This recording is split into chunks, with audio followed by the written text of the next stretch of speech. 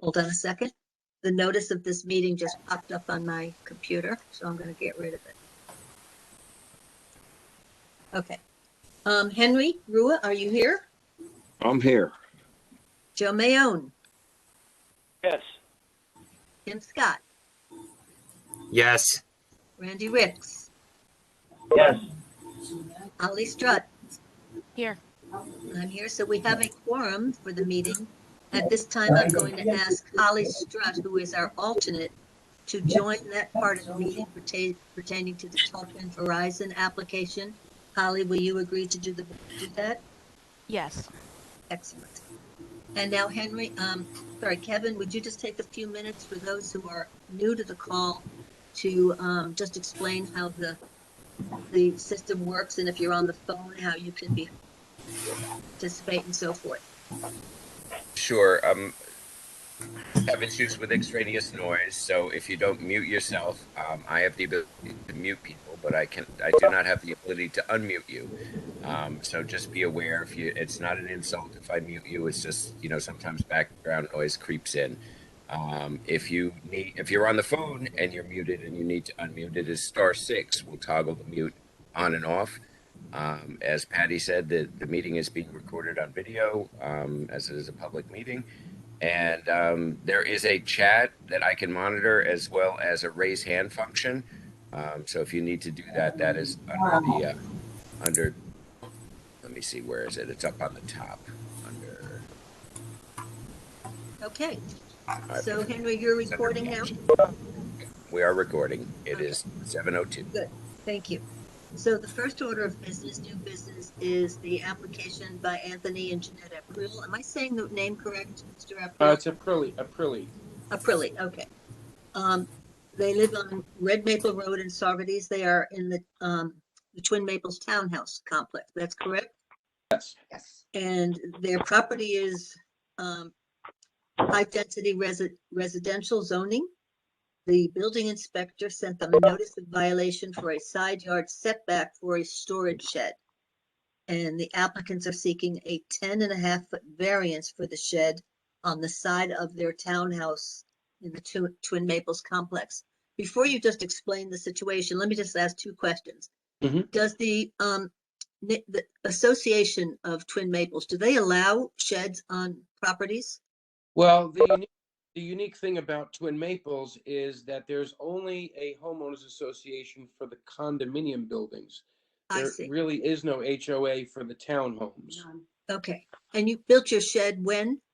There's been a shed in that location since we bought the house in 1996. Okay. So it was there when you bought it? No, we bought it brand new. We installed the shed when we moved in. Okay. In 1996. And the reason you just discovered that this was a violation was because the person next door to you was going to be purchasing a townhouse next to you, and that's how Alvy, when he went to do an inspection. Correct. Somehow the shed came up as being located on their property, and when they did the title search, it came up as a violation, and then they discovered it's actually on my property. Okay. But to your knowledge, there's no violation within the Twin Maples to having a small shed on your property. No, everybody has one. Just about everybody in here has one. And now, I noticed on your on the violation order from Mr. Weeks that you had to respond to him within a certain amount of time. Correct. Does he know, he knows that you've put this application in?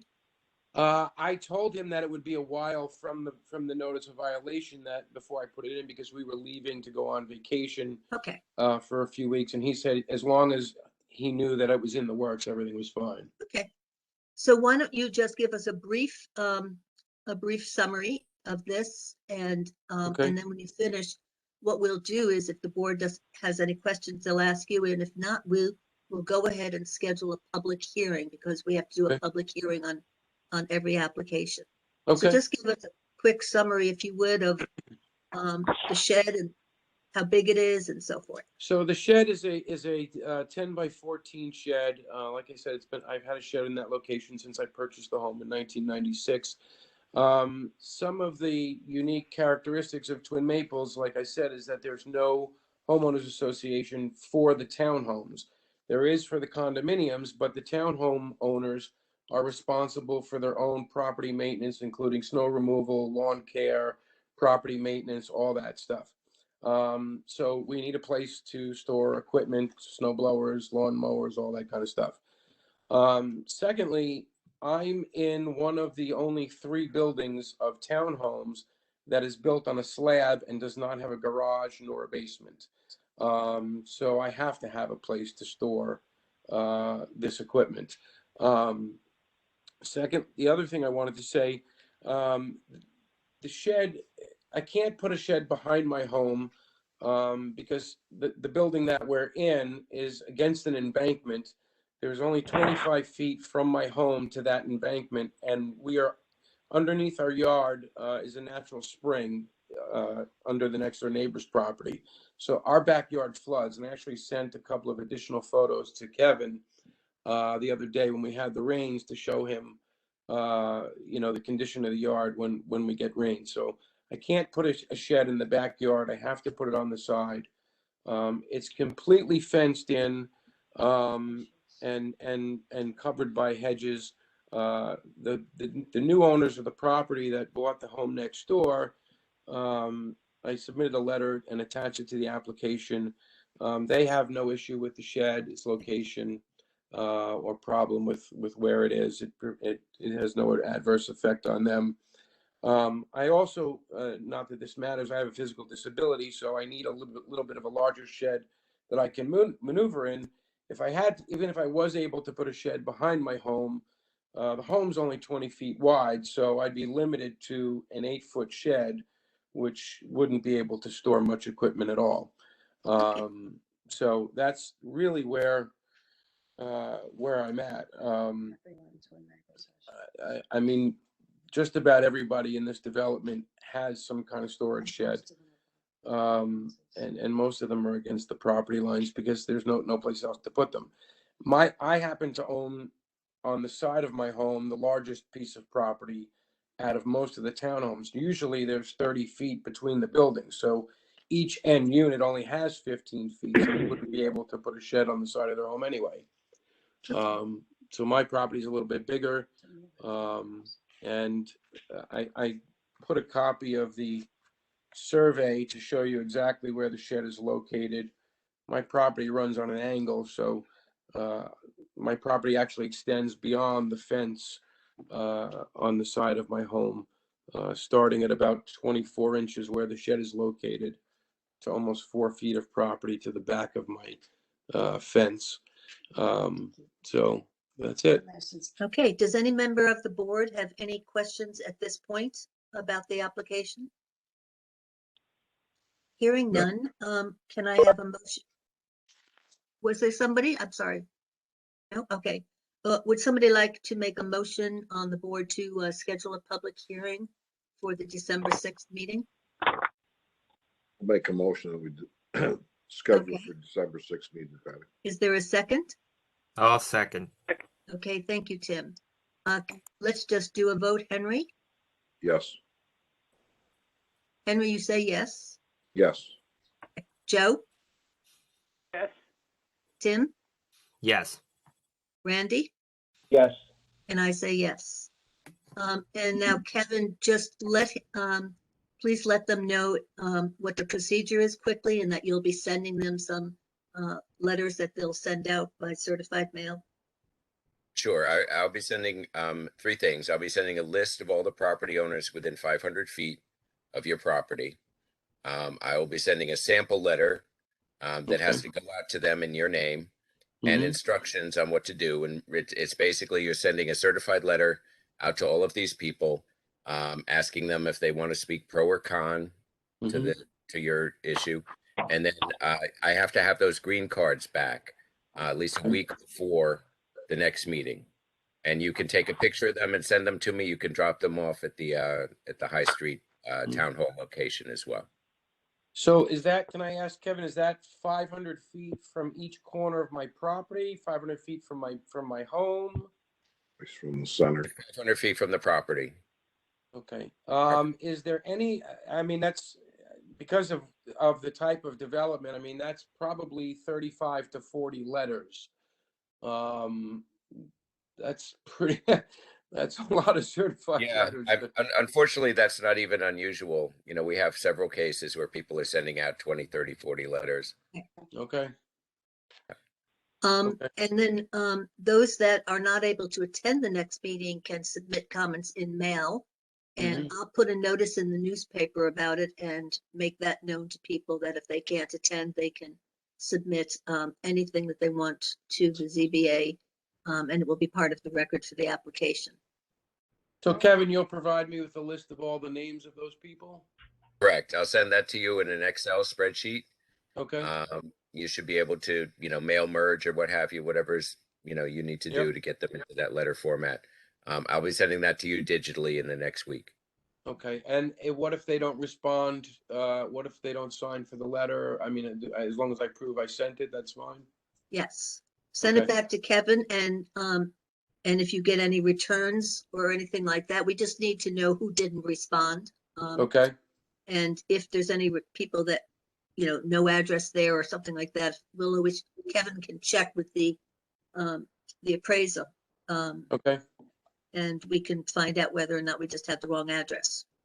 Right. So, okay. And additionally, if somebody owns multiple properties, obviously you only need to contact them once. Okay. Gotcha. Thank you. Okay, all righty. So All right, any other great. questions, feel free to give us a call, and if any problems, we'll okay. Thanks handle it. for listening. Thanks, everybody. See you thank you. December 6th. Okay, we'll see you Is the next December month. 6th meeting still going to be virtually, or will that be in It person? will still be virtually. Okay, Okay. good. All right, Yes. great. Yeah. Good night, everybody. Thank you. night. Bye. Good night. Okay, so now we've had a lot of people join us in just a few minutes. Some people who were not here for the original public hearing, so that's good. So we voted last month to keep the Tarpon Verizon Wireless public hearing open for another month so that people can comment if they didn't get a chance, or if they've learned something or have new questions, they can do so. So let's begin, starting with the public, and then the board can ask additional questions as we go. Can I do some housekeeping? Yes, before we please, open the always. hearing? I believe, so the shot clock was agreed to be extended until November 8th. And I believe, Patty, you had reached out to Mr. Olson for an extension. I did send a letter to Olson about 10 days ago. He got right back to me and said he would check with his client. And then I have heard nothing since then. So there you are, Mr. Olson. Would you like to tell us if you're going to extend the shot clock? We asked for January 6th. But excuse me, good evening. I did discuss that with my clients. And at this point, they think that a decision could be rendered tonight on this. They feel like they feel Seriously? like sure, they feel like that, there aren't a ton of public comments to digest. There really probably are only 6 to 8 people that oppose. We haven't gotten through this meeting yet, but that's what my clients have said. Now they're on. If they change their minds, they can certainly talk at the end of the meeting. Well, Patty, if you want Kim, you want to take I this? can't hear you, Kim. Can't hear. Can you hear me now? I sometimes have the microphone. Is it just Better? me? No, you're very low, Kim. Just move in closer to the computer, I guess. I have my mic here. Better? Better. Better. Okay. Scott, the board's going to, and the board can chime in too, but there have been some comments made, and even though there might be, from 6 particular people, there's been a lot of issues raised to it. The board's going to need time to, digest those comments. They might have questions for Grant Alliance as their legal counsel as to some legal questions. So that's why we're kind of asking for the extension to January 6th, not only to make sure that the public hearing, people get to comment at the public hearing and get their comments heard tonight. It needs to be determined if it's going to be closed tonight or not. And it also, had to have the board deliberate, give Grant Alliance direction, perhaps ask questions of Grant Alliance for legal questions. So there is more that needs to be discussed to have a full decision. So I can tell you right now, we're not going to have a decision tonight. Okay.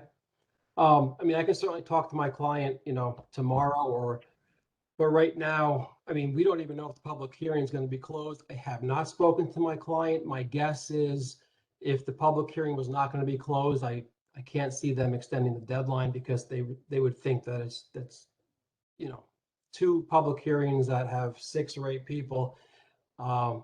It's more than enough time in 2 meetings to hear all those comments, but Well, your client is on the call.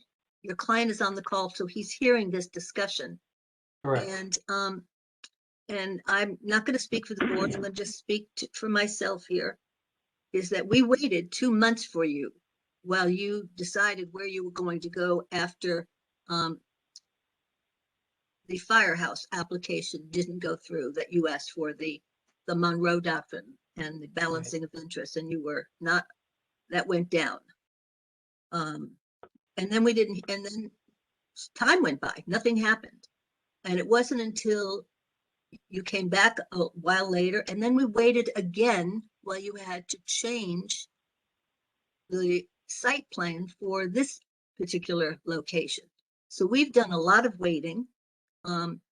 We certainly cannot be accused of not trying to act expeditiously because we certainly have. But I think that for us to do a fair and detailed decision on this complicated case, because it is not just simple, there are a lot of different views that have been offered, a lot of different legal sightings in the documents that we've been getting. We need to sort through all of that. I mean, good grief, we just got 4 documents today in the past couple of hours. So the idea that we would be able to make a decision tonight is just, as Kim says, not going to happen. And I think that is not unusual, and it would be prudent to give the ZBA the opportunity to consult, to deliberate, to reread many of these documents and have something for the January meeting. Oh, I would be very disappointed if you wouldn't extend the shot clock for that. Can I understand make what a you're comment? saying.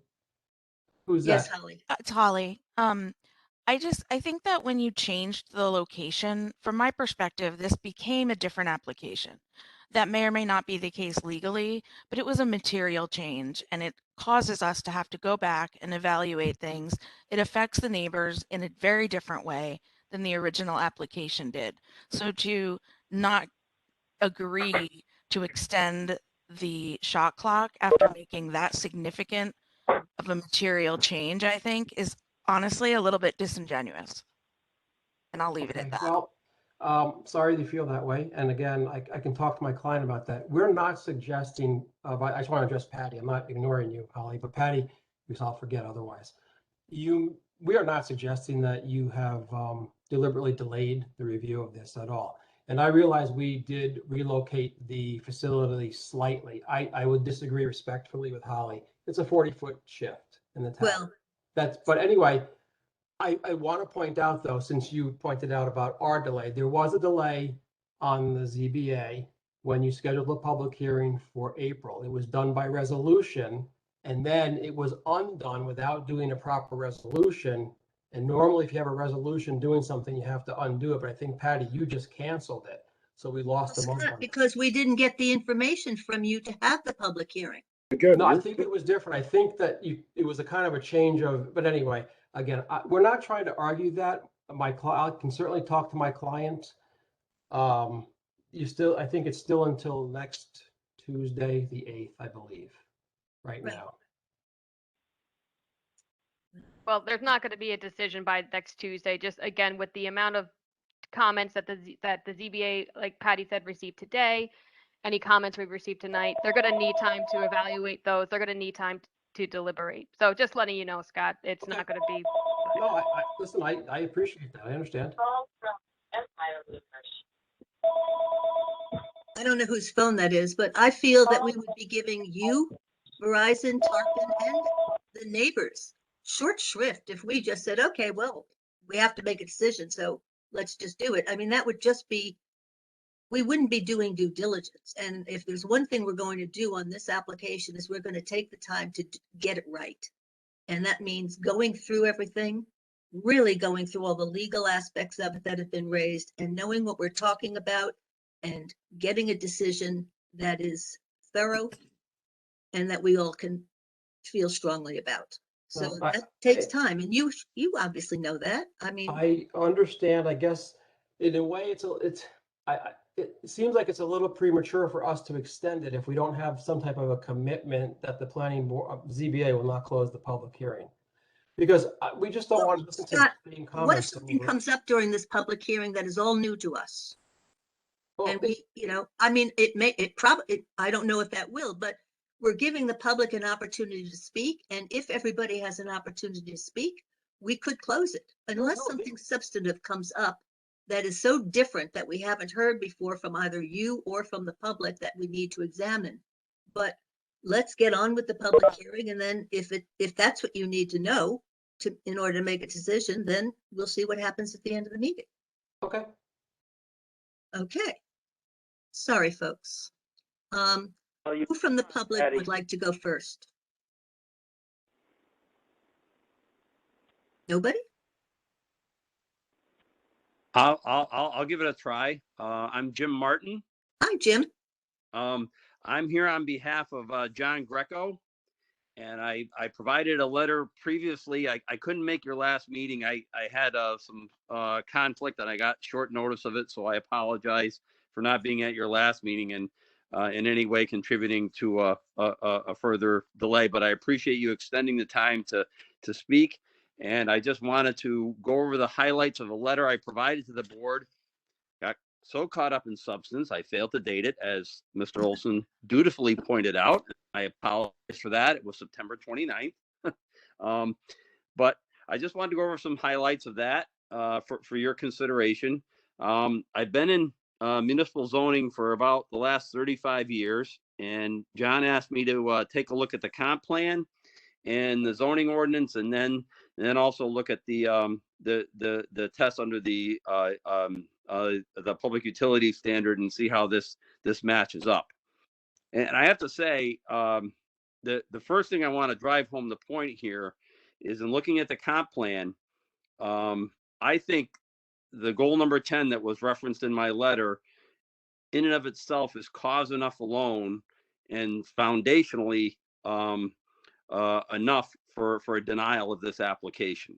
And I point to the words in goal number 10: utilities, including roads, water, sewer, gas, electric, telecommunications, and other types of infrastructure, will be adequately developed to support both residential business areas without detracting from the scenic beauty of Saugerties. And that last phrase is absolutely key.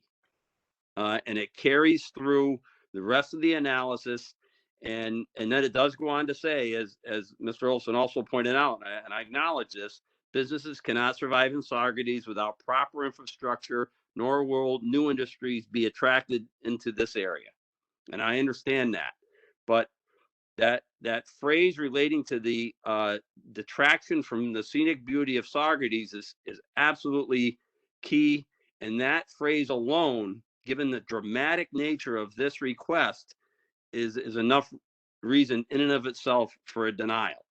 In light of the public comment that's been received about the aesthetic qualities of this piece of infrastructure, its visual impact.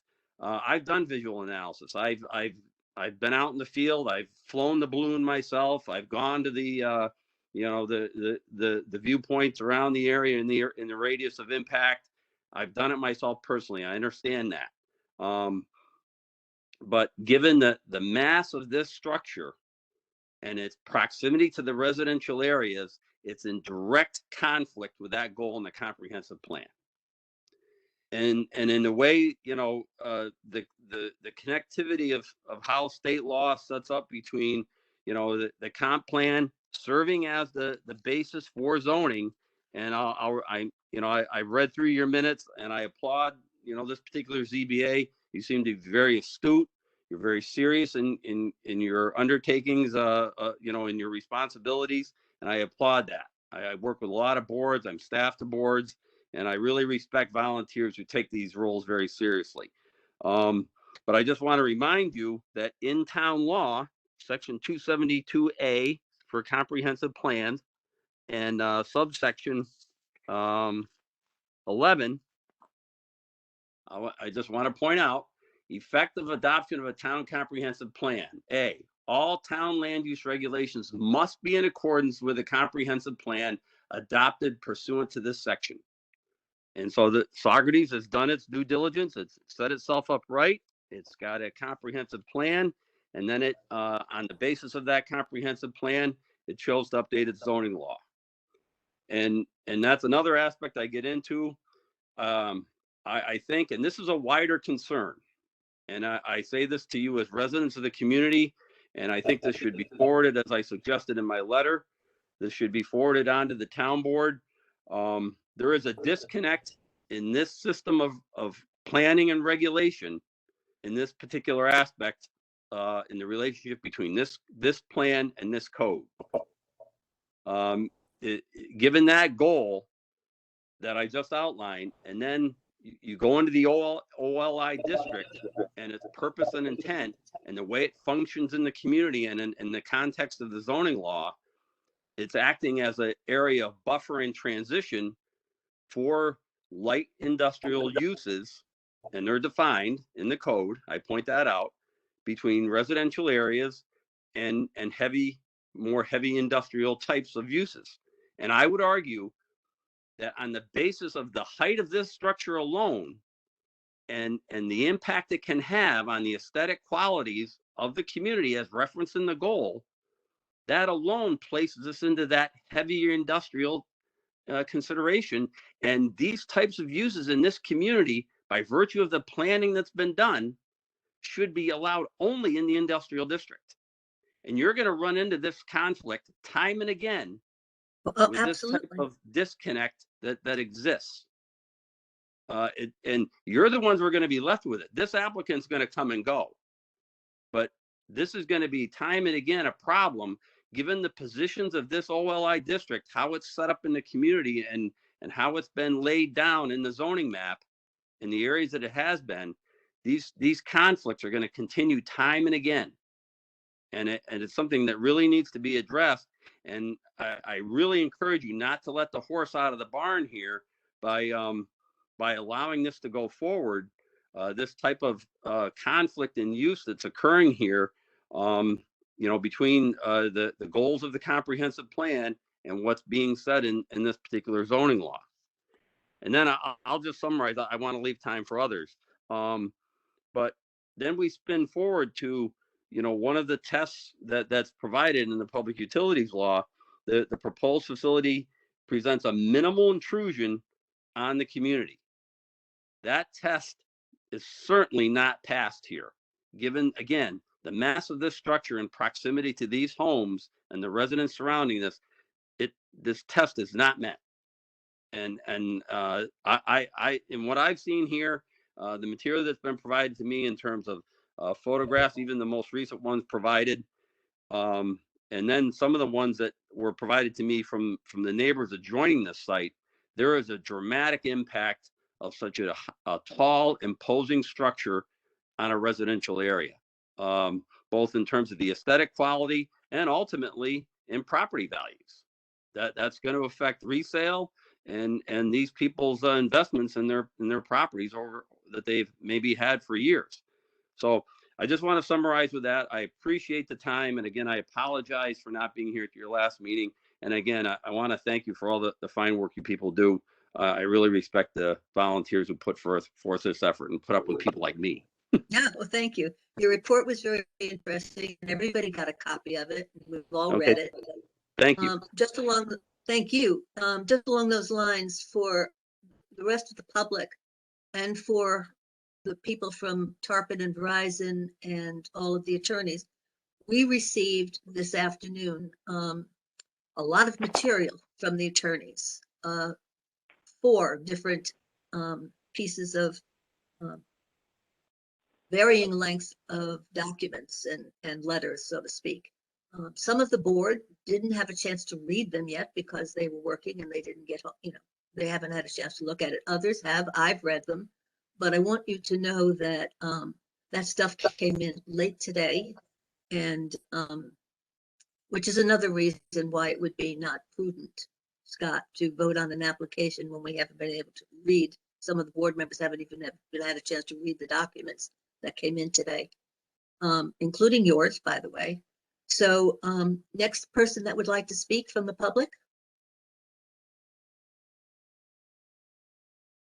Go ahead, please. Your name, please. Mike Cressito. Oh, there, Mike. Yes, of course. I would just like to ask a question. I was reading the zoning law, and it says in section 245-28C1 that there's a required minimum buffer. Anytime you do something next to an MDR zone, it says it's got to be a minimum of 150 feet plus an additional 5 feet for every foot of height above 20 feet, which would put the minimum required distance of this thing at about 700 feet from a residential zone. Am I not reading that correctly? I have to go back and look at that, to be perfectly honest with you, Mike. Okay. I won't be able to, can anybody else answer that? I'd have to go look at that section again to read it. Can you, the site again is section 245, then what? Dash 28C1. Okay. I I'll look raised at it. that in my letter as well. I thought the standard that we were using was that this had to be 1.5 times the height of the tower away from the nearest property line, but I can't reconcile this with this section, so I think we have to look at it. Right. And it could also just be, I mean, we'd have to look at it. We'll just leave it at that. Yeah. And we will do that. We will do that. Anybody else who would like to speak before I open it up to the board to say anything? Mr. Olson, do you have any comments to the comments that have been made that you would just like to address before the board starts to ask questions? I'd like to speak to, if I have time. Oh, is that Judy Desch? No. No, hi. Oh, I just see Judy. What's the last name, please? Yeah. So my last name is Shakti. Okay. Do you need me to spell it for you? No, that's okay. But could you just tell us what your address, where you live? So I live in Rhinebeck, New York. Okay. So I'd like to speak on behalf of Andy Turkin-Levin to support her. I am also going to be training and teaching at her facility. So I do have some specific concerns, and I have been listening to these past few meetings, and I'm not sure if they have been addressed. And I think my question is more to Verizon and the company that's they're supporting to put the tower in. So my biggest concern that I have as being a regular person that's going to be at Andy's facility is kind of the safety of the tower, the closeness to the facility.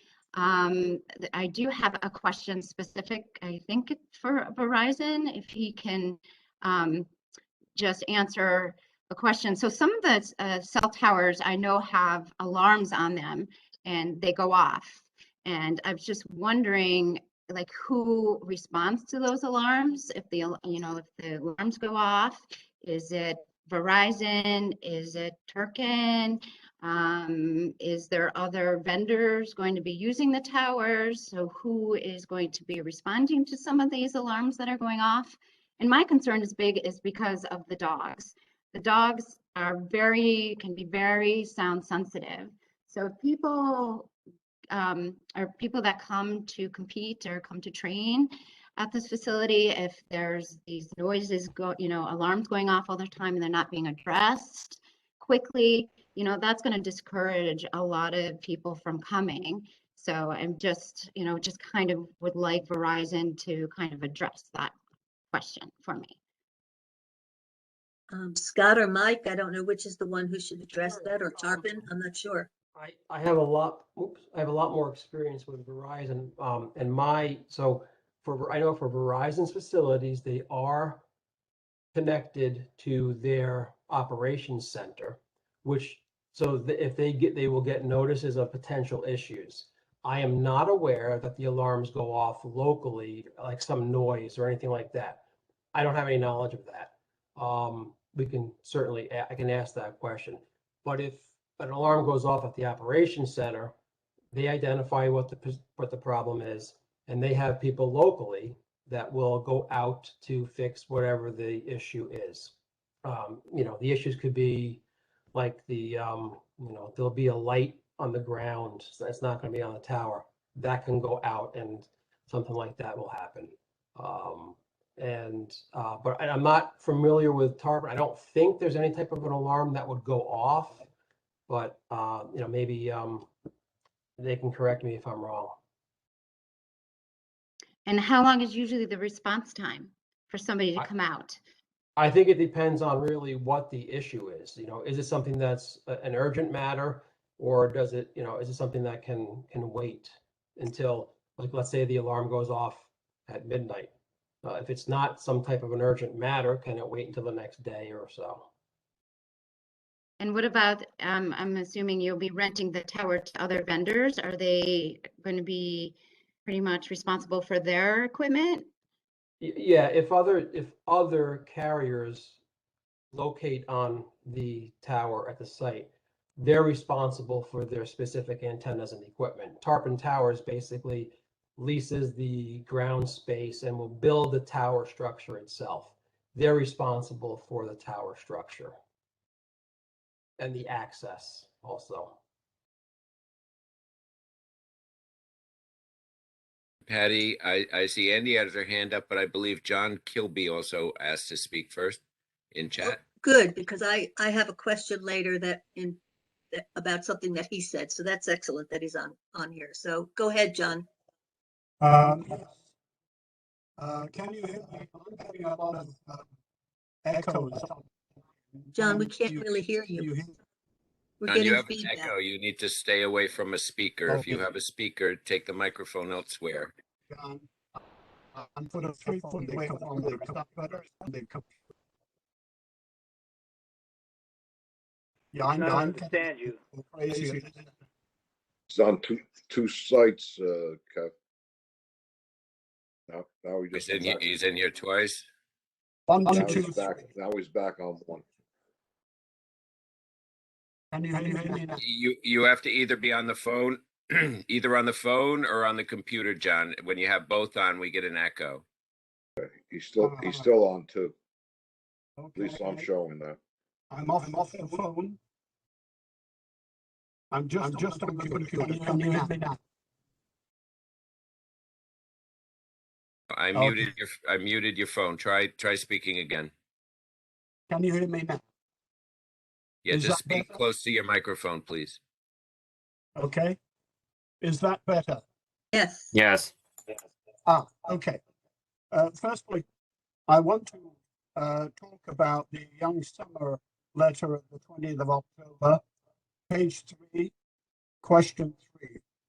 Will the facility present a minimal intrusion?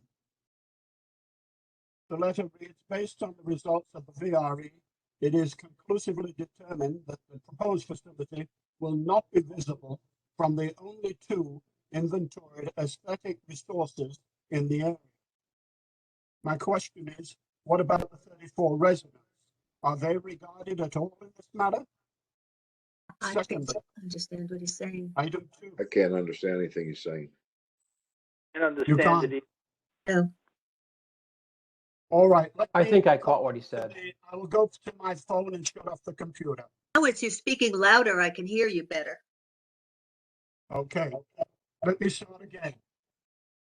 My questions today are relevant to the Young Sumner letter of the 20th of October, page 3, question 3,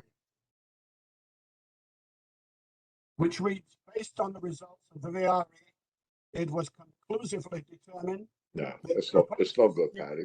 We can't. It's not working, John. We can't hear you. It's just every other word.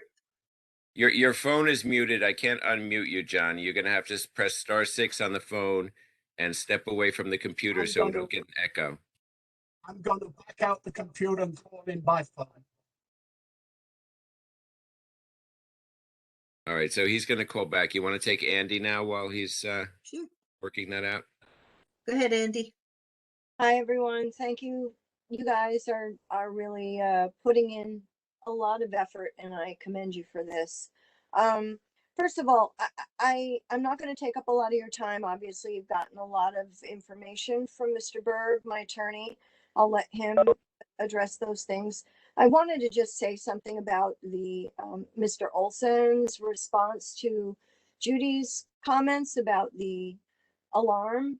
I believe I sent you an email back in September, and it had a YouTube video of a Verizon tower that was in Clifton Park, and that alarm went off. I think it's in like one of the parks there.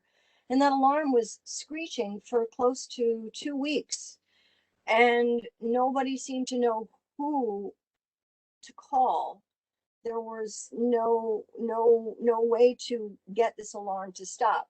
Luckily, it was in a public space and there weren't residences around it, so it was not as important as it would be if it were happened in this location. The other things, I also want to take a little bit of you know what? I take offense to some of Mr. Olson's comments about attacking me personally and my special use permit and this, that, and the other thing. It's irrelevant, and I'm not going to leave it. I'm just going to leave it at that. What I do want to say is you have had a lot of information, and I know that you got another influx of new information today. But honestly, there is really no reason why you should be continuing this conversation. We should just end it now. There is no reason why this application should be even thought about at this point. There are so many instances where it's wrong on so many levels that I don't understand how you can continue to keep kicking the can down the road. Let's make a decision. Let's have at it. Let's call it a day. And obviously, I do believe that day means that you reject this application because it is just wrong on so many levels. These poor houses that live on the other side of this, I got to tell you, I'm scared for my project. And I went through every single hoop to make sure that I did what the planning board asked me to get my special use permit. I fit within every single guideline, so I didn't have to come before the zoning board of appeals. But these poor people whose lives hang in the balance, you really need to take this into consideration. All right. They, to me, matter more because, I mean, that house of Julie's in Julie Desch's has been in the family for generations. Mr. Greco's house has been in the family for a very long time. Mike Cressito has worked his tail off on that house. He's a realtor. He understands. I'm a realtor for 20 plus years. We all know the implications that this tower is going to be. Please just make the decision. Call it a day. This needs to go away. They need to go up into the industrial zone, plain and simple. Thank you very much. Chairwoman, may I just jump in so I don't forget? I think it's very relevant. Go ahead, Scott. Okay. So first of all, Ms. Levin, I don't think I personally attacked you. That certainly was not the intent. I was being very critical of what you submitted today, and I was raising issues. I don't think they were personal attacks, so that wasn't intended that way. I just want to remind the people, though, of why we're here. You questioned my special Andy, use permit. Andy, for the he's zoning speaking. board of appeals. Andy, No, of course I did, because your use is much more intense than our use. So I just thought it was very hypocritical for you to argue against ours when the zoning law allows both your use and our use as a special use permit.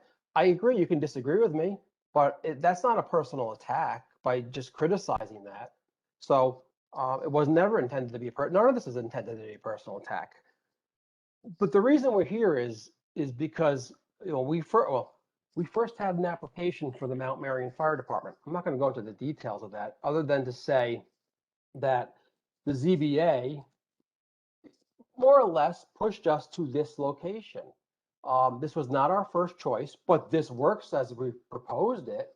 And in fact, in its findings, I think I wrote in a letter today, quote, it's a paragraph in there that says, the ZBA didn't want to give us the governmental immunity under the County of Monroe test. Okay, understood that.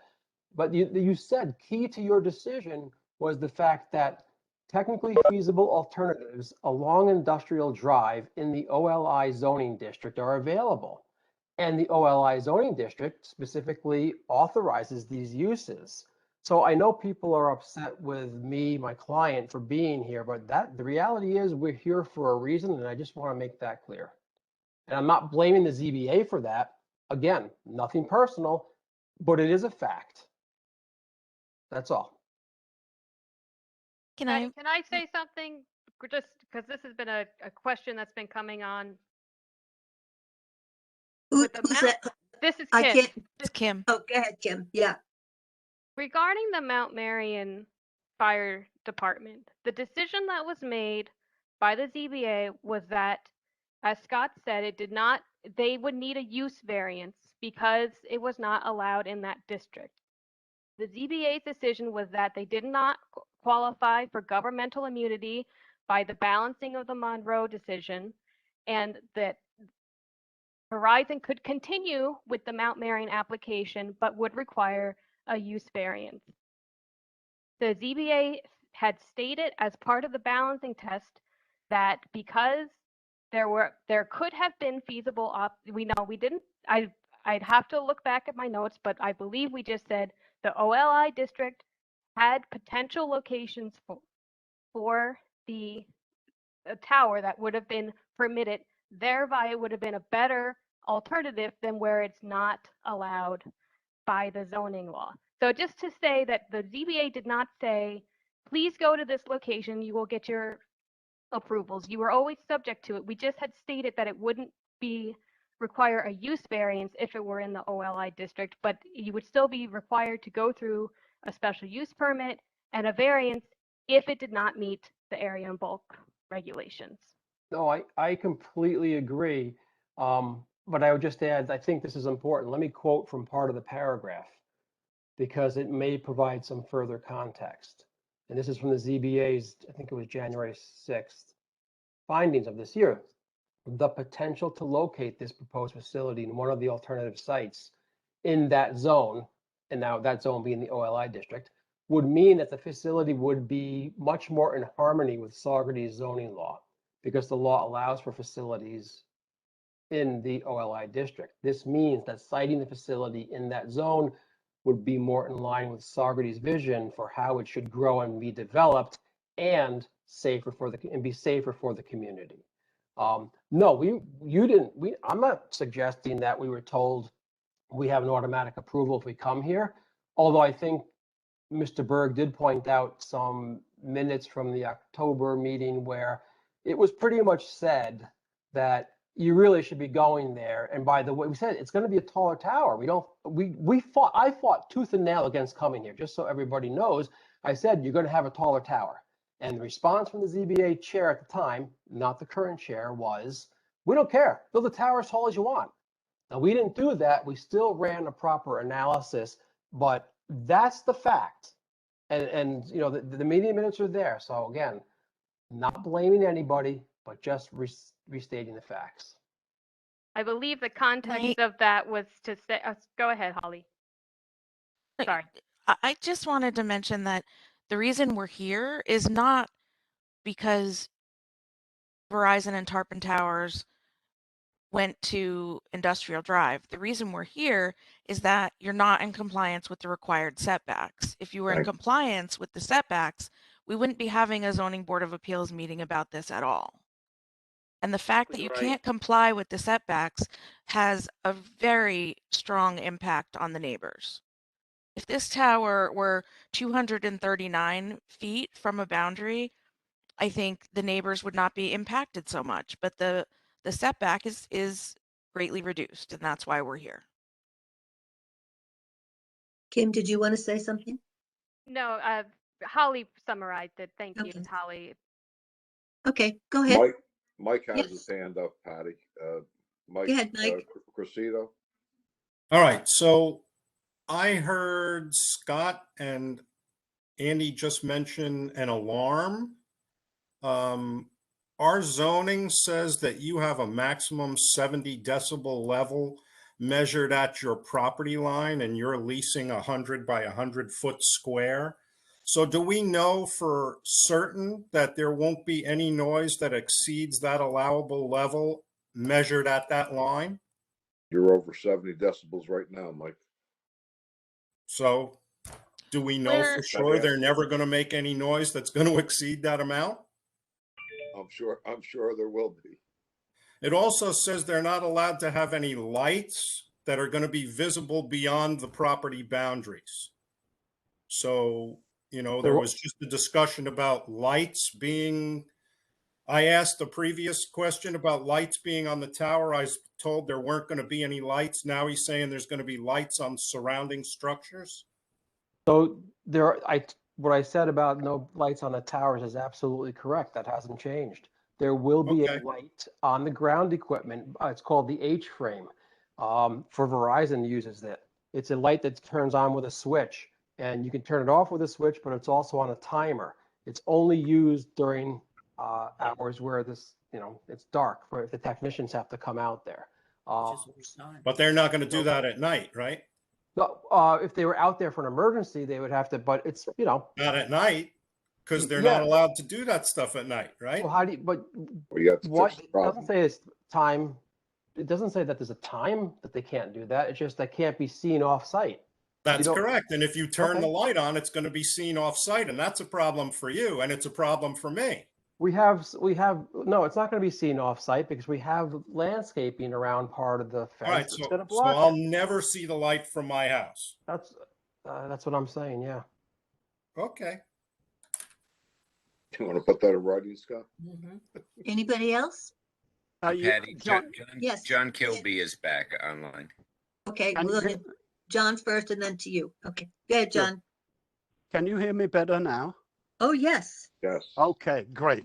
Now, first of all, I want to refer to the Young Summer letter of the 20th of October, page 3, question 3. Will the facility present a minimal intrusion? Firstly, it says, based on the results of the VRA, it is conclusively determined the proposed facility will not be visible from the only two inventory aesthetic resources in the area. My question is, what about the 34 residents? Are they regarded at all in this matter? Item 2 states that the further determined that although the facility would be partially visible from other locations in the town, such visibility will not be significant since the facility will be partially screened and existing vegetation. I think that's hardly believable because you've got a 159-foot tower and the plantings around the area are 2 to 5 foot or 6 to 9 foot. So it's going to stand out like a sore thumb. Also, the vegetation, or rather the planting of the trees, will indeed be on the north side of the cell tower, which is away from the residences.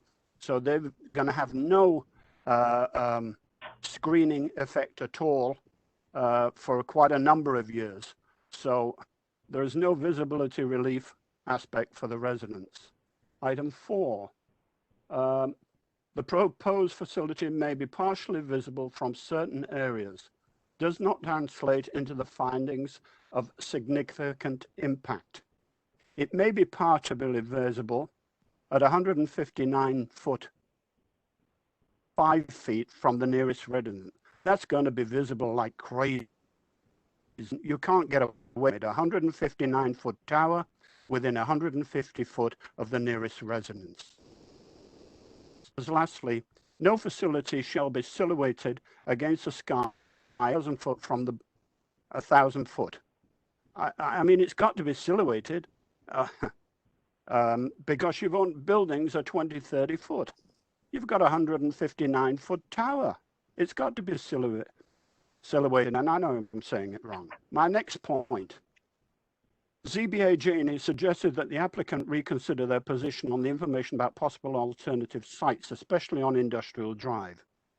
I need to correct a misleading statement in the document, details specific information and interest of each of the 6 parcels listed. I would like to correct or question some misleading statements Mr. Olson made at the last meeting. Reference 37 Industrial Drive, it requires a setback variance under the current requirements. This is not true. My setback is 501 feet. The required setback is 230. John, did you disappear again?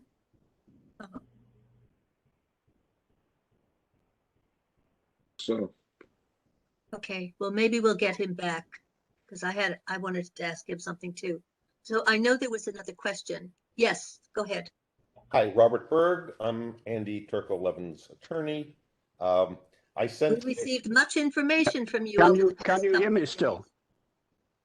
What? Can you? yes, John, you're back on. Okay. Sorry, Robert. I'll let. Okay, I Go ahead, John. apologize for that. A phone call was coming in, which I've got rid of. Yeah, I'm sorry. Also, for the interest of the site, for interest requirements, on that particular site, 37, it would be some 835 feet from the closest resident, not 105 feet as the current applicant. Also, the site has a mature stand of trees, 100 foot plus to the rear of the intended site, and this would partially offset the tower. The applicant also states rent issue is categorically not true. However, in regard to lot 37, this is certainly true. My offer reflected the values they have offered at 4 other sites in New York State.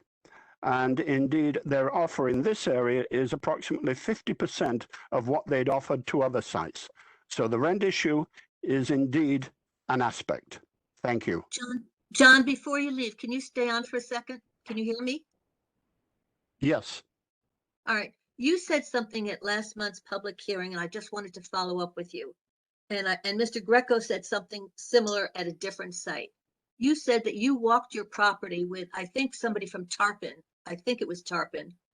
And it was hard to find a spot that they were interested in, but that you were able to find a spot close to the tree line that was acceptable. But then the deal fell flat because of the money. Is that an accurate representation of what you said? That is an accurate statement. So indeed, the process I went with initially, as I mentioned last time, the site originally they marked out was close to the site to the north, and I said that would be too intrusive to them. The second site was immediately behind the building, and I said this would help the operation of the building. And the last site, which they put on their drawing and application, is right next to the Belgian block building at the back, at the very rear of the property. Of your property? Of my property, 37. Okay, and that's way further away from Kings Highway, is it not? That is 501 feet from the setback rule versus 238.5 required. Okay. And it's on their drawing. All of these measurements are from their drawing they included in the original application. Okay, thank you. I wanted to just hear it from you again because I read it in the minutes and I watched it, but I wanted to make sure that is indeed where we were talking about. And Agreed. You have, of course, offered the ZBA, even from the beginning, an opportunity to come over to your property and look at that site. You offered Absolutely. that early on, and I appreciate that. Thank you. Thank you. Patty, we have Julie Dash and Andy Turco Levin has her hand up again as well. All right. Well, Andy, you've spoken already. So, and Robert, we will get to you. But I'd like to get to some of the neighbors first. Of course. Julie, go ahead, Julie. Hi there. Can you hear me okay? Yep. I'm working this evening and wanted to join. I think thank you for entertaining my letters and my in-person comments. I won't say anything new that hasn't already been said by the neighbors and by Mr. Berg and also Mr. Greco and Mr. Martin tonight. But I would like to say that the attitude that Mr. Olson portrayed in his letter, wherein he referred to the neighbors who are against the tower being in our backyards for obvious reasons, as the general public, it just is offensive, quite frankly. And I wrote that in my letter today. And I would just like to say that we're not simply the general public coming out to speak. We are the people that this tower is going to impact every day of our lives. If it's 150 feet or 135 feet, the tallest trees in my backyard are 80 feet tall. That means the tower is at least going to be 50 feet above my backyard, my pool, everything that I do in my backyard is going to be looking at a tower. So I'd just like to say I'm not the general public. I'm someone who is going to be greatly affected by this, as will the Greco family, the Smith family, and Mr. Cressito. And the Greco and Cressito's houses, when I look currently through their yards as I pass to travel to Saugerties and see how barren everything is without the leaves on it, and what they're going to be faced to look at daily. I'm sorry that we're having these conversations. I'm really sorry for the neighborhood if this goes through. I'll leave it at that because I think everything has been said. So thanks. Thanks, Julie.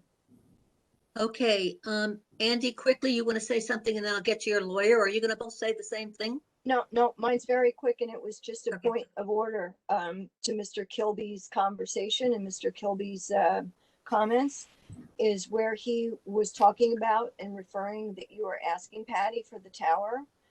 Is I invite you, and I will send to you tomorrow a copy of my approved site plan, and you will see that that tower will be within striking distance of my project and my building and where my RVs will be parking. So he will have to still go back to you for another variance because it's still far, the lot line doesn't fit. So I just wanted to point that out, and that's all I say. And if I could just follow up on that, and Ms. Levin is right on that one. While there may be a 501-foot setback from Industrial Drive, the setbacks on the other two portions of the property are much less, 60 feet and 70 feet respectively. Under the law, we're providing a site. We thought this site was better because while we still need variances, you would need more intense variances on the Kilby property because he has a building right in the center of the property. So that's accurate. Mr. Berg, did you have something you wanted to say? Yes, please. You've gotten my letter. Yes, I hope we've gotten it. Great. I hope you get a chance to read it. I'm sorry it was so long, but there was a lot to say here. But we also got the one you sent today as well. That was a very brief email, but that was very brief. Thank you for that. I try to keep it brief, but what's offensive here is Tarpon and Verizon had the obligation of going out, they had a 2-mile search radius that they were supposed to use. They never did that. They picked one site at the firehouse, and that was their one site that they really looked at.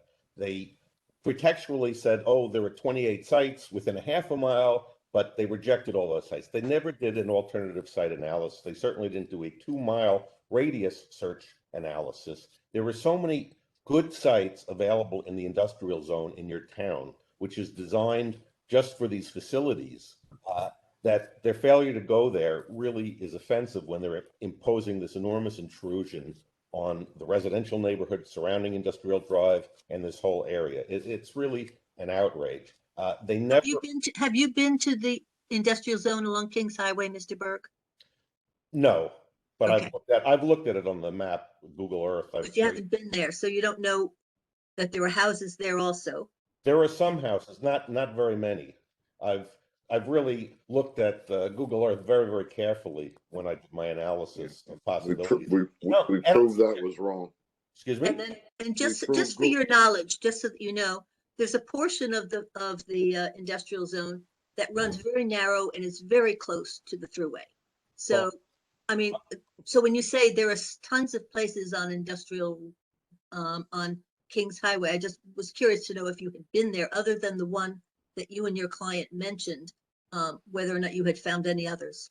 Now, I've looked very, very closely on Google Earth, as Mr. Grape, your Your RF engineer has studied, presumably using Google Earth or something like that. But my point is, you can locate facilities flush upon the thruway, as close to the thruway as possible, and really not interfere substantially with any properties, including residential properties. One thing that bothers me, they had the obligation under the law and your zoning code to do this analysis. They've never done the analysis. Therefore, you should deny the application because they failed to do that. Which analysis are Which you talking analysis? about? Which A 2 analysis? mile- In a 2-mile search radius, they're supposed to look at all possible sites. Under the law, under the Second Circuit decision, which is controlling Omni Point versus City of White Plains, they have to show that their option is more feasible than other options. They haven't looked at any other options. The only option they're looking at is 17 Industrial Drive. They have not done an alternative site analysis. Well, that's not in their search area either. It's outside the search area. It did not fall within the search area of Because their. the search area was not the 2-mile search area that your zoning code requires. That's actually not correct. I'm sorry to interrupt. That 2-mile reference is only for potential co-location. It's not like it's a 2-mile search area for raw land. And I apologize for corrupting, but it is misinformation. I don't agree with your interpretation there at all. In any event, I could read it right now if you'd like. it doesn't matter. You can speak when you speak. Let me finish my presentation. You did not do any, as the Second Circuit requires, you have not shown that your proposal is more feasible than other options. I've suggested other alternatives that you could do, such as put 3 mini towers up and down alongside the thruway to cover your gap. You've never addressed that. Mr. Crosby has never mentioned a word whether or not that's feasible. Why not put a small cell facility near Mount Marion Elementary School, cover those people, and then put another facility on the water tower and another one in between those two? That can solve the problem. No one's ever addressed that. You've done no alternative feasibility studies whatsoever. You've looked at 17 industrial and that's it. And your obligation under the law is to do more than that. And you fail. You fail. This thing should be ended because you haven't fulfilled your duties. Mr. Olson, did you want to cite that section that you were talking about? Mr. Olson? Yep, sorry, I was muted and I'm just pulling it up. So, okay, so, all right, let me see if I get this. I have to go up a little bit. So it's, I apologize because it's under. I don't want to put you on the spot if you can't. No, I have it. I'm not going to give you the proper quote because the way it's all indexed is tough, but it's under a subdivision 7. I'll give you the proper site again, see, but I'll just read it. So it's under site selection report, inventory of existing sites. The site selection report shall include an inventory of existing wireless communications facilities, towers, and antennas within a reasonable distance from the proposed site. It does say that, but now here's the critical language: outlining opportunities for shared use as an alternative to the proposed site. So the purpose is you don't just look at this 2-mile search area for everything. It's only to make sure that you can't co-locate. And we have told you on the water tower that we can't co-locate. We've explained that. Mike Crosby has testified it's only 1.33 miles away from the site, and it's way too far away. It just doesn't work. And if you had an RF engineer, I would happily entertain that question. But your RF engineer qualifications or lack thereof, you're wrong when you say we can just go up and down the thruway. You're ignoring our analysis because that's not we have several goals here. It's not our primary purpose. You have not done any study of alternate options to solve your problems. That's not true, sir. What have you done? You've only looked at 17. What are the other options you've set out? You have not even done an inventory of the existing facilities in town, which is required. You have 4 macro towers in the town of Saugerties. You have 2 other facilities in the town of Saugerties that you're co-located on. You want to put another one here. You're going to have a monopoly in facilities here. You're creating havoc here because every other carrier can now come in and say, oh, we want 7 facilities of our own because Verizon has those. We're entitled to 7 too. You're going to flood this whole town with cell towers because of what you want to do here, because you're not trying to minimize the intrusion. I mean, it's a disaster what you're opening up here. It's a Pandora's box. Well, with respect, and this is not a personal attack, because everybody wants to say I'm personally attacking everybody. You are not our RF engineer. You're not qualified to speak to that. We have a very comprehensive and detailed RF analysis. Mr. Grafe reviewed it, and you keep saying that, well, just put it along the thruway. That does nothing for our capacity issues, which is a legitimate reason for a new site. Mr. Grafe said point blank, our capacity is a disaster. We need a new site for capacity, period. Capacity on mid frequencies, not low frequencies. It doesn't matter what frequency it is. We You're have not- licenses we have to build out. You're making a distinction without a difference. That's not true. And you have not done the alternate site. And Okay, gentlemen. Respectfully disagree. It's in the record. I don't want this to turn into an argument between 2 people. This is a public hearing. Sure. And I certainly want to give the opportunity to the other members of the public who may be on the phone or in person here to speak before I open it up for the board's questions. Patty, I see Jim Martin has his hand up. I don't know whether he's just not lowered it or Jim, not. by all means, Jim, jump in. Yeah, I didn't want to supersede anybody who hadn't had a chance to speak. I just wanted to go back to the point that was made about the buffer requirement. Yep. I raised that in my analysis. Is on page 7 of my letter, and I'll read it. It's brief. Section 245-28C in Article 6 requires a buffer of 150 feet between a proposed building in the OLI district and any adjacent MDR district boundary line. This section also requires that a buffer shall be increased by a width of 5 feet for every foot of building height more than 20 feet. This appears to be another inconsistency in the purpose and intent of the OLI district in relationship to the proximity with residential uses and residential-based districts in the zoning chapter. The purpose of the reference provision for a buffer area in a ratio to the height of building should clearly be applicable to very tall structures such as a 159-foot tall telecommunications tower. At a minimum, this section should serve as guidance to the proper approach towards truly effective mitigation for excessively tall structures and their placement in proximity to residential dwellings. So I just wanted to raise that for the board members' consideration as they go through these voluminous information. I believe there is yet another standard here that is applicable, and it's not simply the setback requirement of the code and the distances that have been cited in the application. This buffer requirement also should apply. And it results in a distance of 695 feet. Thank you, Jim. Anybody else? John, go ahead. Mr. Greco. John Kilby. Mr. Greco. Yeah. John Greco? Yes, thank you. Thank you, Madam Chair and members of the board. I think it's important to be accurate when statements are made to the Zoning Board of Appeals. And I frankly was going to leave it to others to speak tonight until Mr. Olson attempted or didn't attempt. He told you a few moments ago that the 2-mile search radius under our zoning law only applies to co-location.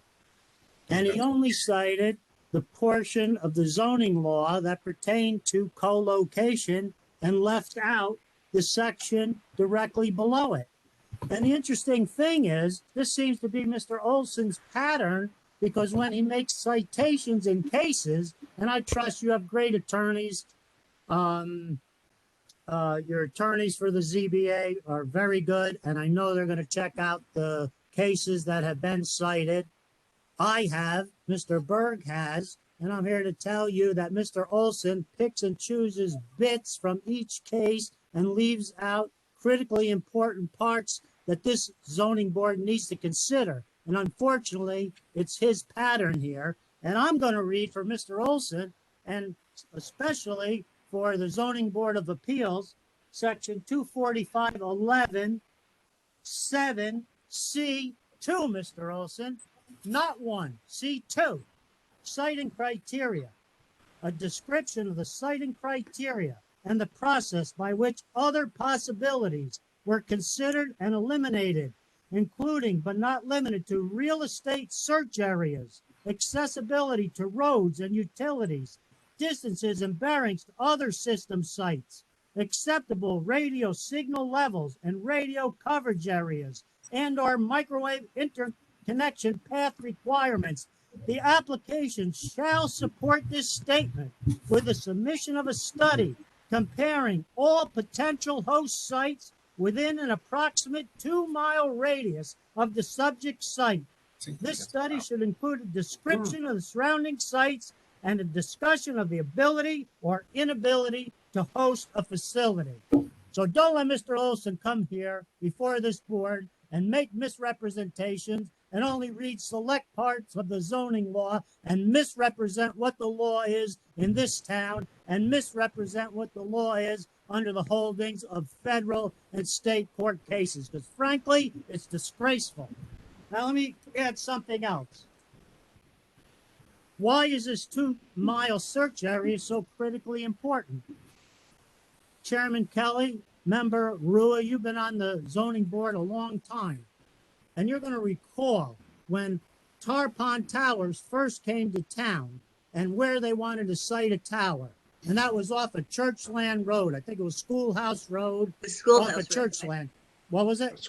Schoolhouse Road. Schoolhouse Road. Yeah, They called it the that's where they Churchland wanted to site project. it. Yeah. And they came before this zoning board and they said the critical importance for that site was a gap in service on the New York State Thruway. And that was their target. And they produced all kinds of propagation maps showing why that was the only appropriate site in the area to close that gap on the New York State Thruway between the town of Ulster and northerly and the town of Saugerties. They needed that to close the gap. Now they come before the board and they say, oh, you know what? The Thruway is not really our area of primary concern. It's the Mount Marion Park and it's the Mount Marion School.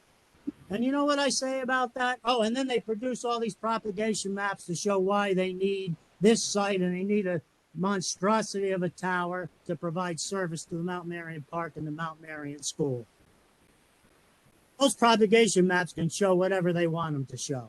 But I say this, if you're going to benefit from something, then you need to share the burden. And I say that in respect to the Mount Marion Park.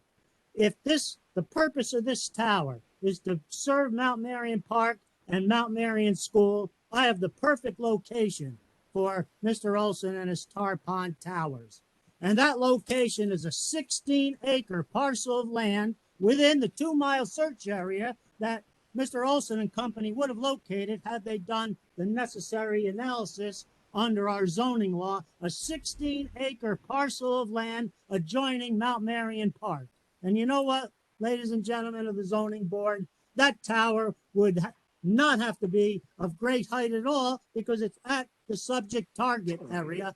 And the town of Saugerties, I'm sure, would be more than happy to host and to get a lease for that 16-acre parcel of land to let Tarpon put their tower there. And potentially, the Monroe Doctrine may be applicable since the town of Saugerties owns the land. So there's another example of failure to do homework. The SBL, in case anybody's interested, is 40.1-1-18.220. And the final thing I want to say is, and other people have hit upon this, for Mr. Olson to send a letter and say there's no intrusion, that it's a matter of fact that there's no impact, or the impact's only minimal impact on the adjoining property owners. You could see from the photographs that were submitted, and interestingly, Tarpon didn't take any photographs from the neighbors' yards, which the law requires. There are numerous cases that say the views have to be shown from the neighboring property owners. And from Ms. Turco-Levin's, frankly, shocking photos today that were submitted from the drone, it's very clear that the impact on the residences and the surrounding properties is far more than minimal.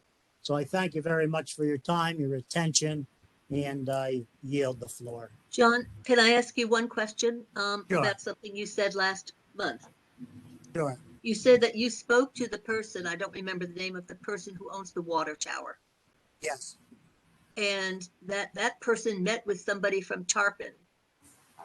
That's what he told me. Yes. But they couldn't reach a deal.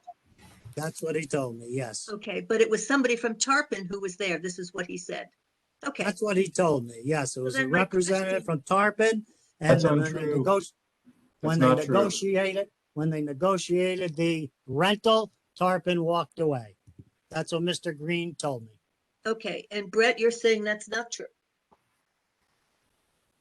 Mr. Boglin? Who's saying it's not true? I thought I heard somebody say it's not true. That, I don't know what happened to him. That was Brett Bugelin from Tarpon Towers. Right. And I wrote that in my letter based on my conversation with him.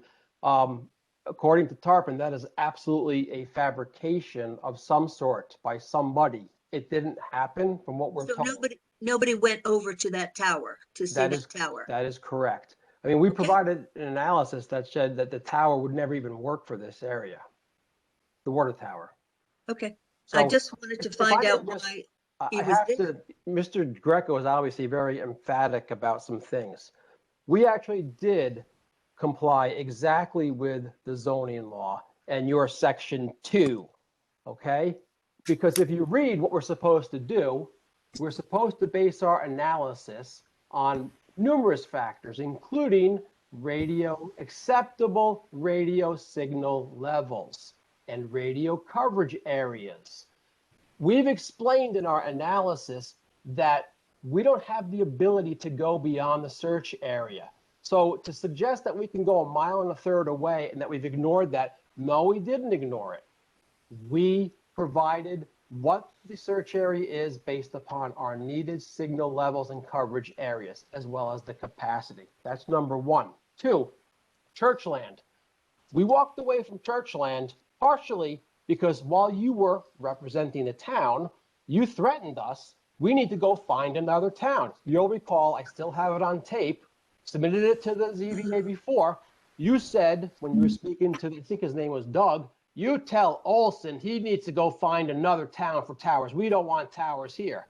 You were working for the town, express violation of the TCA. So I'm glad you brought that up. Thank you.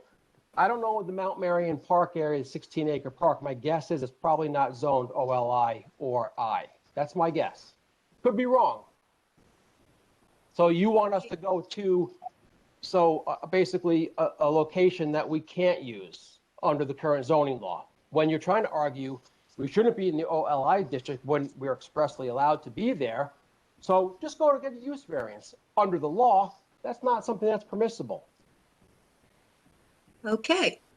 So now, if there's nobody else from the public that has a question. Yes, I'd like to, John Kilby calling again. Just brief comments based on Scott's and Andy's comments previously, if I may. Sure. I would suggest while there are variances needed for 37, more consideration should be given to residential versus business variances as against business to business. I restate, the property in my lot is 835 feet from the residences. And that, when you're comparing the situation of residences with RVs that are only going to be there for weekends, I would suggest that residences hold the upper hand. The lot on mine is the closest to the thruway, and I believe it should be considered further. But anyway, those are my comments. Thank you, John. All right, I have a question that I have been really wanting to ask, so if there's no Patty, I other, think David Gordon has his hand up. okay, David, sorry, didn't see you. Thank you. Can you hear me or am I muted? No, we can hear you. Great. First of all, I'm an attorney and I represent John Greco and his sister and some of their neighbors. This is my first appearance before the board. Patty, I want to thank you for distributing the materials to us. It's very, very helpful. I just have a few comments. I submitted a letter to the board this afternoon. I apologize for getting it in so soon before the meeting. I had quite a crunch this week. I hope you've had a chance to see it. I'm just going to raise just a couple of the points in it. I know that this is getting a little bit late, and I just want to highlight a couple of points. I know there's been a lot of sort of criticism of the applicant in somewhat personal terms. I definitely want to avoid that, but I do agree with some of the criticisms that have been raised that the applicant has not been complete in explaining either the law or some of the considerations of this permit application. In my letter, I do cite some of the court cases that expand the board's purview and the standards of review well beyond what the applicant has claimed. In general, and just to summarize extremely quickly, the original cases on the public utility doctrine, the ones that essentially created an exception for some of the rules regarding variances, were very specifically geared toward use variances. And the reason was because if you have a zone where towers, communications facilities are zoned out as a use, then they need a use variance to even put a tower in. This is obviously an enormous challenge to siting any communications facility in the entire zone. And so the courts basically held that could not stand, that the towns couldn't just zone them out of large areas. Those same, and as you know, the standards for use variance are quite challenging and involve showing that you can't essentially get a return on the property at all. It's very, very different when you talk about an area variance, and very few of the cases actually even apply to area variances. An area variance is to make certain facilities fit appropriately on the site that they are. It's not a categorical exclusion.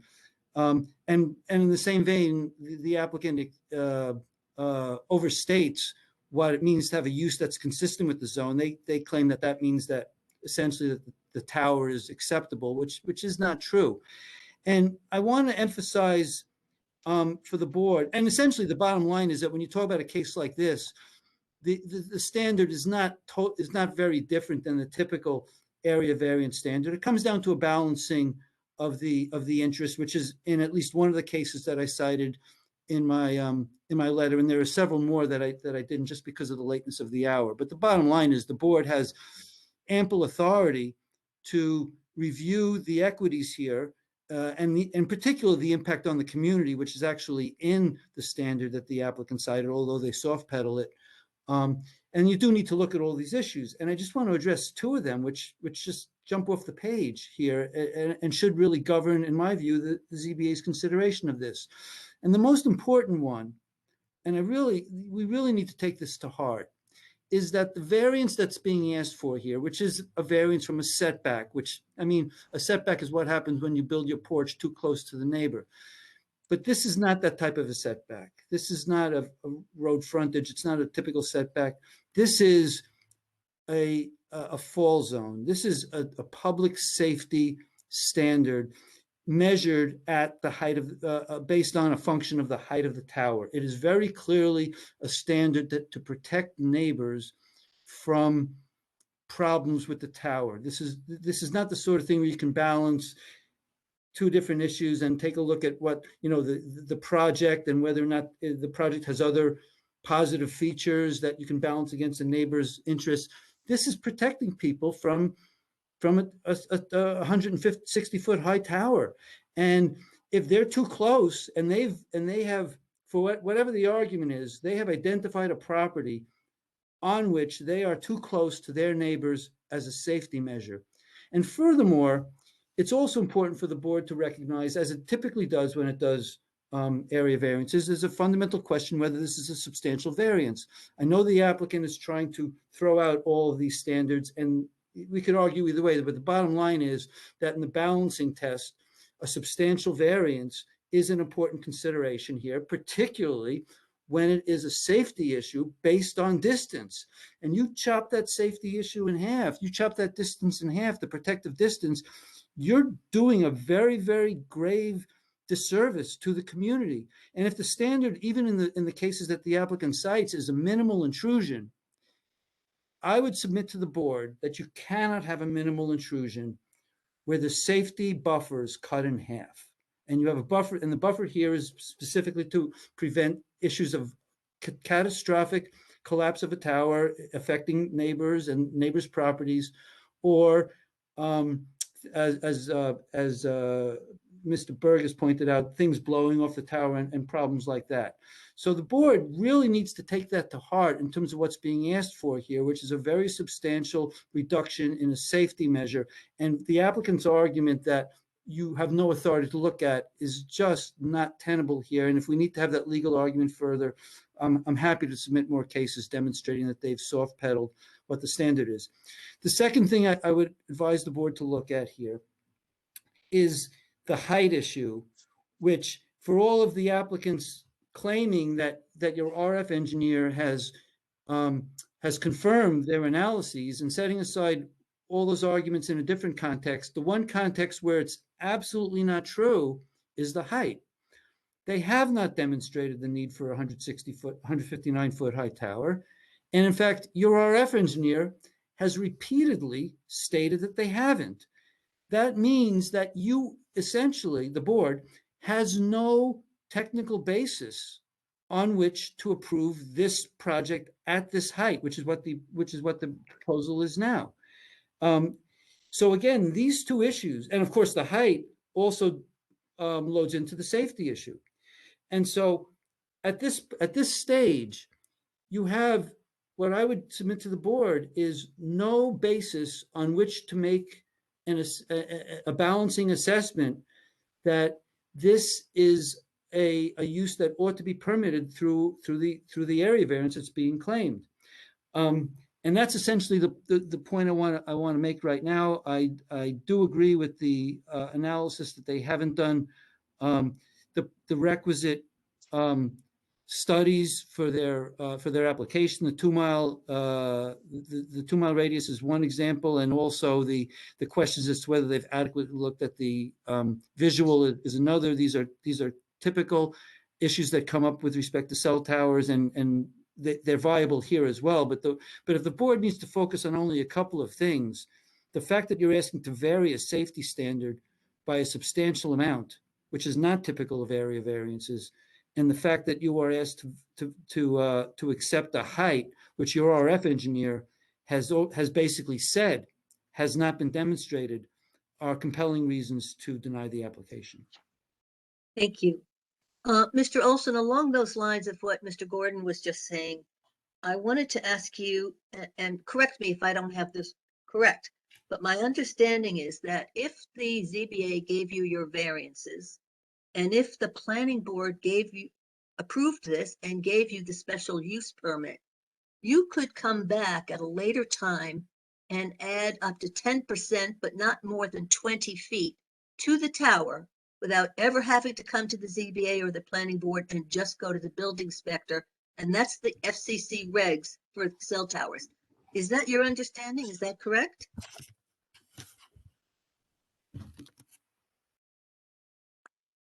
You're muted. Mr. Olson, you're muted. Thank you, I thought he was Mr. Brewer. just like Sorry. afraid to answer. Sorry. No. I was just saying that I was kind of happy. I can't hear you. Not exactly. Not exactly? Because what you're referring to, well, you're referring to the Spectrum Act that was part of the 2012 Middle Class Tax Relief Job Creation Act. Blah, blah, blah. This was tacked on to that. And what it did was it did say that under certain circumstances, it wanted to facilitate co-locations. So it does allow for existing infrastructure to be increased by a certain amount. It doesn't mean we don't have to come back to you necessarily, You could go to the building inspector, but bypass the zoning and the planning. Not necessarily. If your law requires that, and you can, everybody can shake their heads they want. What it requires is, if we're within those thresholds, you have to approve it. And if you don't approve it in 60 days, then it's deemed approved. It doesn't mean we don't have to come back. And in terms of going to the building inspector, I don't think freestanding towers are actually regulated under the building law, the building code. So let me ask you this. Are you considering this, or maybe I should ask Mr. Booglin, are you considering adding height to that tower? Has it been something you've discussed, or I'll answer for Brett, and I don't know, the answer is no. I have not heard anything.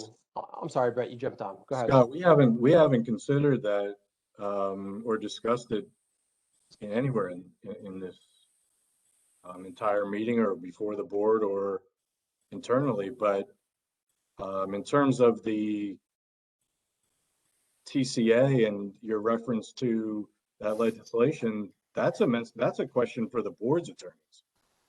Why are we answering that? well, you would know if you have the right to add Well, height wouldn't to your a attorneys tower know that's if they completed. are familiar with doing their work on this case? Well, the way I think what Patty's asking is that, are you planning on qualifying as a eligible facilities request in the future so that you could potentially add up to 10%?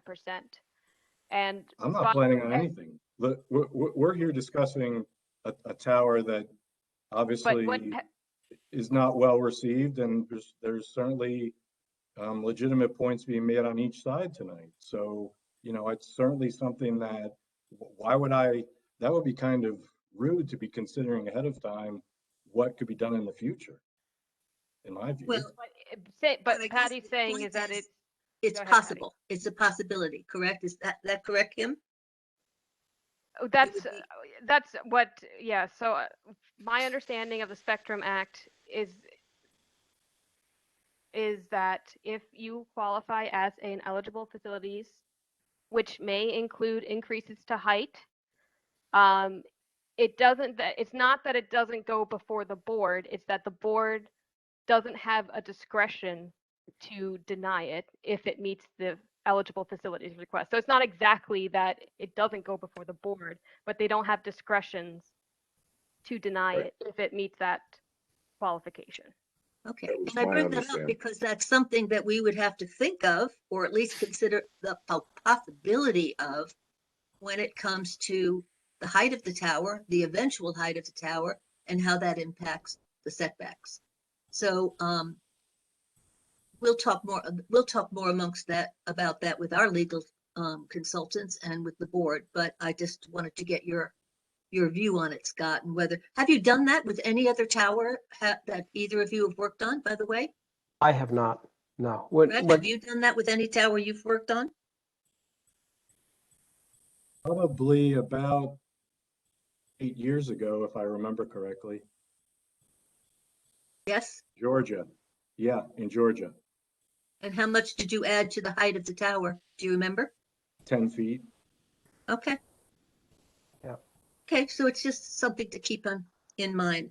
So if Chairwoman Yeah. Kelly, if I may just very quickly, Mr. Gordon's comments, it's just really one point. Sure. Okay, first, I appreciate the fact of his not, asserting personal attacks. That's greatly appreciated. And I would just take slight exception about one issue. Well, in terms of the RF, your consultant, Ron Grafe. I know there's been a lot of discussion about tower height, but I just want to read a quick sentence from his September 30th, 2021 letter. Basically, he says, Mike Crosby does present a reasonable justification for his need for a site 30 feet higher at Industrial Road versus the fire department. There's a bunch of technical analysis, but then in his finding, he also does, and it gets a little confusing because he does say then in his finding section, the minimum height necessary has not been completely demonstrated. So there has been some demonstration of height. I can't totally square what Ron said in the one part of his letter with the findings, but there definitely has been a justification provided. And thank you. And Ron apologizes for not being able to be here tonight, but he had something else that was previously scheduled. So, but he'll see the tape and everything. So, Patty, yeah. I'm sorry. I believe a Mr. Smith had his hand up, just FYI. Okay. All right. And actually, can I just follow up on Mr. Olson's statement just a little while ago? Who is that? This is Kim. Sure. Now, I know that the minimum height has been a topic of discussion amongst the board, amongst Mr. Grafe, and amongst the public. Now, you just said that it's been shown. Can you just, just given the amount of volume that the board has in front of them, can you specify exactly where this has been discussed about Sure. the minimum height? Sure. I'm sorry, I don't have it in front of me, so I'm going by recollection, but it was Mike Crosby's, probably his most current radio frequency supplement. And they're done in slides, and I'm going to say the slides are towards the end. I'm going to say maybe it's slide 29 and 30 or around there, where he shows the propagation maps for this site, 117 Industrial Drive at 146 Centerline, as proposed, and compares it to 116 antenna centerline for the fire department site. And when you compare those two, you can see that they're close to equivalent. So they show that. And he also shows 136 in different heights. So those slides, you can kind of compare the different coverages that you get at different heights. I believe those are the slide numbers. They're in that range. Okay, thank you. You're welcome. And Mr. Smith, you wanted to go? Yes, thank you, Patty, for letting You're me welcome. speak. And thank you, board, for listening to the residents of Saugerties. I believe I stated previously at a meeting online that we rely on our government, hence you folks, to offer us a degree of protection, degree of safety, and so forth. And I ask that again. You're our speaking power for us and our legal power. So my second part I wanted to ask is, has anybody ever done a study to see if the tower, which emits radio frequency, interferes with any sort of TV reception, cable reception, landline phone reception, emergency communications, and so on? And if they do, is that study been done by an independent agency other than a telecommunication company? Does anybody know that? I don't know that. It's a tough question. I realize that. It might be something we want to look I can jump in into. if you. I can tell you that Verizon operates FCC licensed frequencies, and they're type accepted, which means that they're designed to accept interference from other sources, as all type accepted facilities are. So there's no interference with any of the communication or broadcast that you had mentioned. We typically provide what's called a non-interference letter that says that, and we're regulated by the FCC in the event that there is suspicion of interference. And in my career, I've been one of the engineers responsible for going out in cases where there has been accusations that there was interference caused by the company that I was working for. And I don't recall any instances where the wireless carriers provided or caused the interference, but we've often found other broadcasters or microwave hops or FM transmitters or radios or amplifiers of other sources that have been not maintained the same way that the big cellular companies are, where some of these smaller companies have had RF components that have been oscillating or not performing properly and causing interference to several different sources. But as was mentioned earlier in the discussion about alarms, all of our sites are alarmed, but it's not an audible alarm local to the site. It's actually alarmed back to our switch or our knock center, where our system is monitored 24/7. So we'd be aware of any radio type of issues and be able to just, handle those immediately.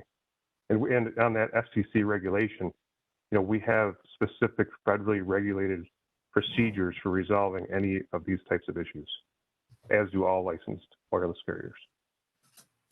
Thank you for answering that, Mr. Crosby. I appreciate it.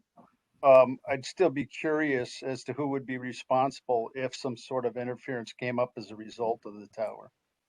Would that be your company's responsibility to take care of that? So again, there's a federally established procedure for that. The first thing would be to notify the suspected carrier that they're causing interference, and there's a period of time and an appropriate measures that are taken to investigate and resolve if necessary. So it's okay. It's not something that happens. It's not something that happens very commonly. Okay. Sorry. I do appreciate it, but I will say in closing that so was the do not call list, and that hasn't been working for me too good. So me neither. Anyway, I appreciate you let me speak tonight, Patty, and You're welcome. We and appreciate there's a lot of good input here tonight, and the residents feel better with a zoning board that makes the right and proper decisions based on the interests of its citizens. Thank you. Mike, while you're still there, can I ask you a question? If I am just understanding, you had that conversation with Ron Grafe last time about the broadband being the one that's causing the shorter spans in the search area because of the capacity issues. Is that approximately right? Not exactly. It's gotten off course, unfortunately. What the statement is, and we go into very precise detail in the RF justification document about how the different frequencies are tied together. And so what that means is we have lower frequencies and then we have higher frequencies. You're talking about when you say broadband, you're talking about broad spectrum, wider spectrum carriers, which are those 2 gigahertz approximating frequencies. Right. So here's what the problem is. I'm just going to try to put this in as layman terms and as much of a nutshell as I can. We have general coverage in the area. We call it variable coverage, meaning that it's unreliable in many areas because of the weak signal strength from the lower frequencies. But there is some coverage in the area. That coverage is severely overloaded. In order to offload that, we need to have the mid-band, which are these 2 gigahertz carriers, available, meaning they need to provide service in that area. The existing sites that have those frequencies right now that we mentioned, like Kingston, HD, and Saugerties, those two sites that are overloaded. I get all that. Just let me finish because I'm almost there. Okay. If you give me just a second. We can't resolve it from the existing sites. So we have to have a new site in the area that provides not only the mid-band, but the low-band frequencies as well. So what that means is it is both frequencies. We have a coverage deficiency in the mid-band, and we have a capacity issue on the low band. So all the carriers, all the frequencies that we operate are currently overloaded, or they don't provide service in the area. So we're fixing multiple things. That's why I said earlier that in order to fix the capacity issue properly, we needed a 176-foot center line at this location. And so now we're talking about height justification. We compromised to a lower height to try to help the site to fit there. Okay. But it's already below what the capacity would be because we focused on just trying to look at the coverage. Okay, I do understand that. And we've talked about the need to offload the capacity from the Kingston Tower and the Saugerties Tower. But in terms of the search area and why it's so much smaller, minuscule, we would say, is because of those issues that you were just talking about, right? That the signals don't travel as far. The fact that the town has a part of the code that says that there's a 2-mile search area, that's fine. And we have provided that 2-mile search area in our documentation, but that's not what I'm getting at. My point is, if indeed we have such a small search area and the Mount Marion School and the Mount Marion Park is less than a mile away from where this tower is going to be. And if that's how high it has to be to get to that area, I see nothing but cell towers throughout this town every couple of miles because of the shortness in the distance that you can look for sites. And So that's a concern because when we did the other cell tower things, we were looking 2 miles away. But now what we talked about last week is that the cell service can get to people, but the capacity is what's bogging things down and is causing a smaller search area. That's correct when in it comes to layman's terms. population. When you have like a dense area of population, it's true that the site has to be in relatively close proximity when there's a lot of traffic that's being generated on the network from that area. Well, this That's is why not a sites dense that are so far away are not able to provide that service. Okay. What I'm trying to get a straight answer to is this the future of how Verizon and perhaps other cell towers, but we're only dealing with Verizon, is that you're going to be coming back to build more cell towers at shorter distances from each other because your frequencies, you can't go further than these short spans. Because that's something that we need to have a greater talk about with the town, because this seems, people have mentioned it, but I mean, we're talking about a mile distance to get these people their cell coverage and their capacity. And that seems like a short distance when you have a cell phone. And I don't understand it. I just don't want that to be the future. But if it is the future, you got to tell us that. So you know what we're assuming is that all portions of your town have the same level of population density and traffic that's being generated on our network, and that's simply not the case. Very large portions of the town of Saugerties have wooded areas and rural areas where there's very light population density. So that's not the case. If you are in a more urban or dense suburban area, then yes, 1 mile apart for cell sites is very common. Fortunately, you don't have to deal with that in this part of your town because that's simply not the case. That's what we're getting. We don't have a dense population. It's a very light population, and yet we're only a mile away from the limits of the cell service and the capacity. So if it was a dense situation, I would understand it, but that's not what this is. So that is confusing. If you give me just a second, I'd like to read to you from my October 19th letter that I provided, and it gives you just a little bit of a comparison for your town compared to the adjacent town of Ulster. And what I wrote was that effective coverage areas vary by site, sector, and carrier meaning the different frequencies we operate, as well as area morphology and terrain. The effective coverage radius, when we talk about that water tank location, is the effective coverage radius from that location is only about half of what is needed to serve the objectives for this location.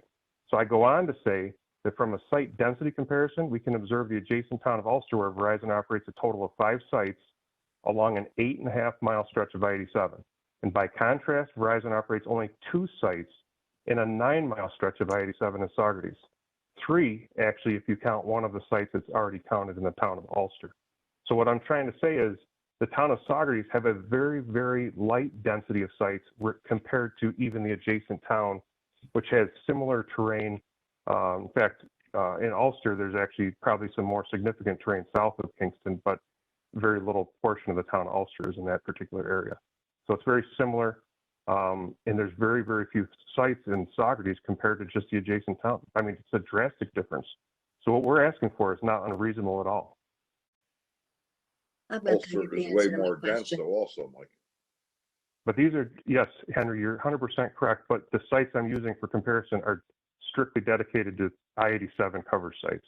Yeah, but for the portions of those like, sites that serve I-87. You didn't put a tower up at the Ulster throughway stop because you couldn't. You told us that because of the ledge, you had to do a different kind of cell thing. Did you use the small cell which is a 50-footer, or because there's no tower over there? Right. So we call the site Ulster Travel Plaza, but it's actually located on town of Ulster property where there's actually a little mini escarpment where we're able to take advantage of 100 feet of increased ground elevation. Okay, so relative to the coverage area that we're serving, there's 100 feet of increased ground elevation prominence over the surrounding area, plus we have an additional 50 plus feet of height on the wooden utility pole that we're able to utilize there. So yes, that proves the point that wherever we can try to minimize the intrusion to the community, we are trying to be creative and do the right things, which is exactly why we thought very carefully about how we could solve the problem in the Mount Marion area. And again, for the neighbors that are concerned about the location, my intention for this site was simply to remove the existing tower at the fire department and replace it with a newer, slightly more substantial tower that would achieve the goals. It wasn't to, be in anybody's backyard. That's certainly not the intention, but we have followed the guidance through this process. All right.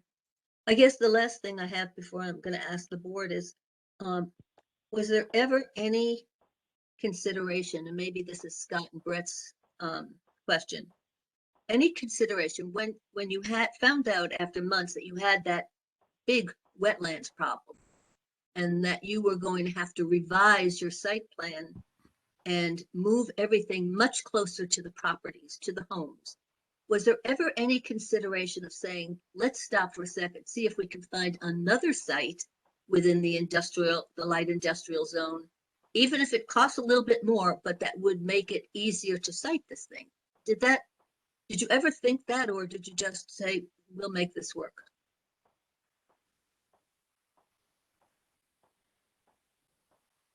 So Patty, you're not asking me, right? You're asking Scott. I'm asking Scott or even Brett, since both of them were involved in the siting, I gather. I'll jump in, and to my recollection, it's really based upon, again, the RF, the science. So to go further to the north, again, that, and Mike can speak to that, but that presents a problem. I mean, you can see that just going, I forget what the number is, 1,100 feet to the northeast from the Mount Marion Fire Department to this location required a 30-foot northwest, Scott. Okay, sorry. But 1,100 feet. Oh, we had that issue with the map last time. But anyway, so it's amazing what you see if you go on site. It's RF related basically, and so that's why we're already outside of the existing search area, and that's the area that Mike determined, hey, we really need to be in this area. And so, but then when we ended up at this proposed site, to go further away, it starts to defeat the purpose. So that's why we said, let's see what we can do with this site. And it was a 40 or 41 foot relocation of the tower. And so we didn't think that was too substantial. My guess is, I don't think your comments would be much different today if we were if we were at the original location on 17 Industrial. I don't think the 41 foot makes that much a difference to the residents, the neighbors. Actually, it does. It does. It does. Let's just, I'm just telling you, I think it does. But I just wanted to know if there had been any consideration about finding another site within the OLI that, might have cost you a little bit more, but would have solved this problem of being so close to the residences. Now, does anybody else from the public have anything else they want to ask? This is the time to say so. Hi, it's Julie Dash again. Hey, Julie. One more brief comment. And what I wanted to say is I had a personal experience recently wherein I lost my cell phone and needed to get a new cell phone. And when I was purchasing it, I learned a little bit about what's happening in from a customer's perspective with regard to cell phones and purchases and things like that. Where when I was buying a new cell phone, they told me I might as well get the 5G phone, the phone that works with 5G the best, because that's where we're going. And they shared with me that, to use two phrases. One is, to put the cart before the horse, or to build the airplane while you're flying it, is what has been done. So in other words, the infrastructure has not been put in place, obviously, to house and host the 5G network that they're increasing to. I have not had problems at my house with my cell phone coverage up until this point. But now that I have a 5G cell phone, I now don't have very good coverage at my house because my phone is always looking for a 5G network. So we're not going to change that. And I don't want to, just go on and on about it. But I agree with all of the comments that have been made, is that the poor planning on their part does not constitute an emergency on our part, that this tower must go here and there's no place else and there are no other ways to do it. We can fly to the moon. we can do all kinds of things, but sometimes you have to investigate and look for other solutions other than the one that you want. And I'll just leave it at that. I appreciate your time. Do any board members have any questions of Yes. Scott or Henry? You touched on one briefly that I had written down, Scott, about the once you found that the wetland area, and Scott, you say, well, it wouldn't make that much difference. But had you left the tower and pushed it as far as you could to the west, it was possibilities, because now you're talking very, very little variance at all. But when you seen that, number one, that was self-inflicted by you and Verizon, and or by you and Tarpon Springs, because you didn't do your homework. Okay, so that's number one. So that held up the project. So when I keep on hearing you saying about the shot clock, get me aggravated with that. I'll be right up front with you. As a matter of fact, here, I'll make a point right now. Are you asking us to make a decision by the shot clock date that you have set? I want to ask you right up front. Yeah, and I was just during the meeting, I was texting. I was with Brett Fugelen, and he indicated that they would be willing to extend the shot clock if you close the public hearing tonight, at least until December. So it gives you at least an extra month right now. No. Okay. You're asking us. We have to close a public meeting by Verizon's whims, so to speak, when yous are the ones that held it up for 2 months at one point, another month at another point. Get the wetlands, don't address it right away, then hold up another month. Then you come back in front of us. We ask for stuff, and we are constantly waiting on Verizon because you don't get it in on time. And then you're saying we're holding it up. You have held up. I never this said here, you're at holding least, it up. you're not saying you're holding up, but you want the same shot clock. Can't work that way, Scott. Can't work that way. I'm sorry. Okay. Okay. You want us to make a decision now? We'll make a decision. I don't want to.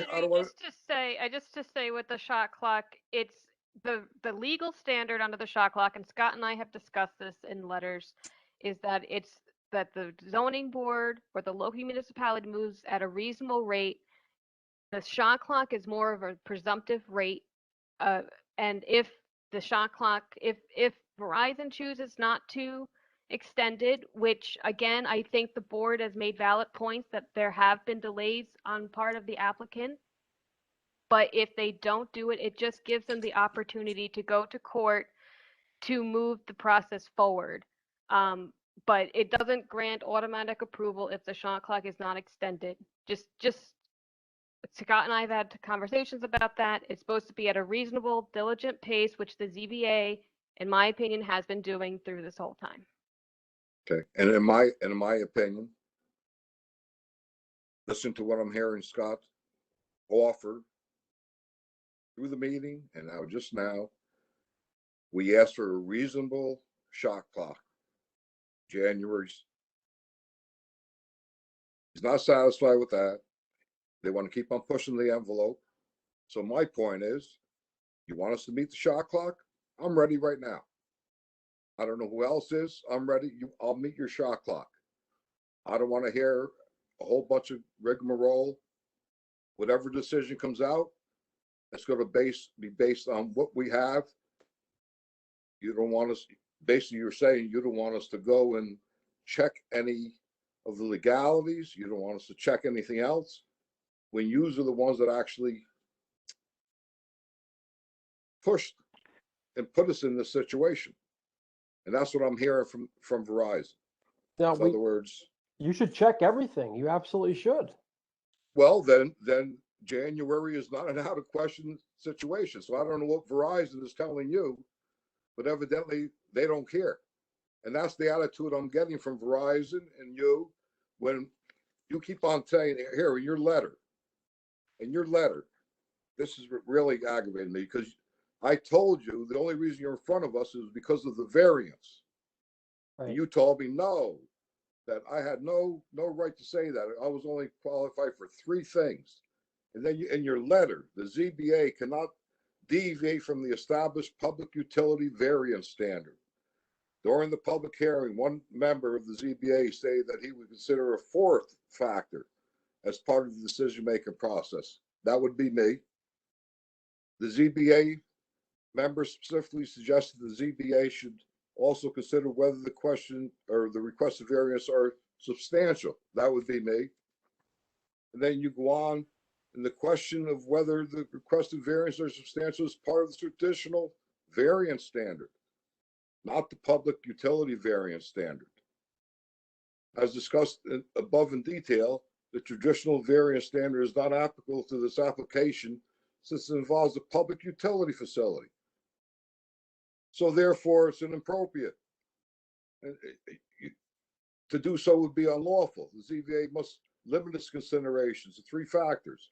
So I ask you, Mr. Olson, and whoever the bird was from Verizon, so you're telling us that Verizon is above the law, all right, and that there is no consideration whatsoever for safety and well-being of adjoining property owners, and we're supposed to just throw that to the side because you're a public utility. Well, I beg to differ with you. I was in the business for 35 years serving the public as the public utility. Actually, you guys were squatters in my right-of-way as the county highway. So I had to give every one of you the permit to be able to put your stuff in the county right-of-way. Now you're going to tell me that the public safety is not one of our considerations under a variance. You've got to be kidding me. No, I'm not saying that, sir. First You're of all, not saying it. Here it I'm is. not, This is I'm not this saying, is your letter. I am This not is your saying, letter. Don't tell me you're not saying it. I've just you read it to asked you. me, you asked me 2 questions, Mr. Rura. You said, are you telling me Verizon Wireless is above the law? Answer, Yeah. no, we're not above the law. You certainly said it here. No, we're not above the law. Just apply the law. That's all I'm trying to say is there's a public utility standard. Okay. Second, So we're not above the law either. I'm just applying the variances. apply the variance standard. That's all I'm asking for. And the story. I'm going to apply the variance. We understand that. You made your point very clearly. We know where you stand. I hope you understand that. We understand that. Secondly, well, that was the first. I didn't write that down. But no, we're not above the law. Write it down that I'm going to apply the variance. No. You asked me 2 things, and I was just. Sometimes I write these things down so I don't forget. We're just asking that you apply the law. That's all. Yeah, we're not above the law. I agree with you. Oh. I agree with you. Oh, I am great. going to apply That's the what law. we're going to do. Yes. But you're not taking any consideration. Matter of fact, you stated here that the adjoining property owners and everything else is not. We're not even supposed to consider that. No, I don't think so. Thank you for reminding me. You said so. I'm saying that you're not supposed to consider safety. No, in fact, one of our attachments we provided, we said we'll build in a break point to the tower to ensure that. No. I'm not referring to that. Don't try to twist it around. During the public hearing, I said that there. Okay, the variance, whether the requested variance are substantial. Right. Okay.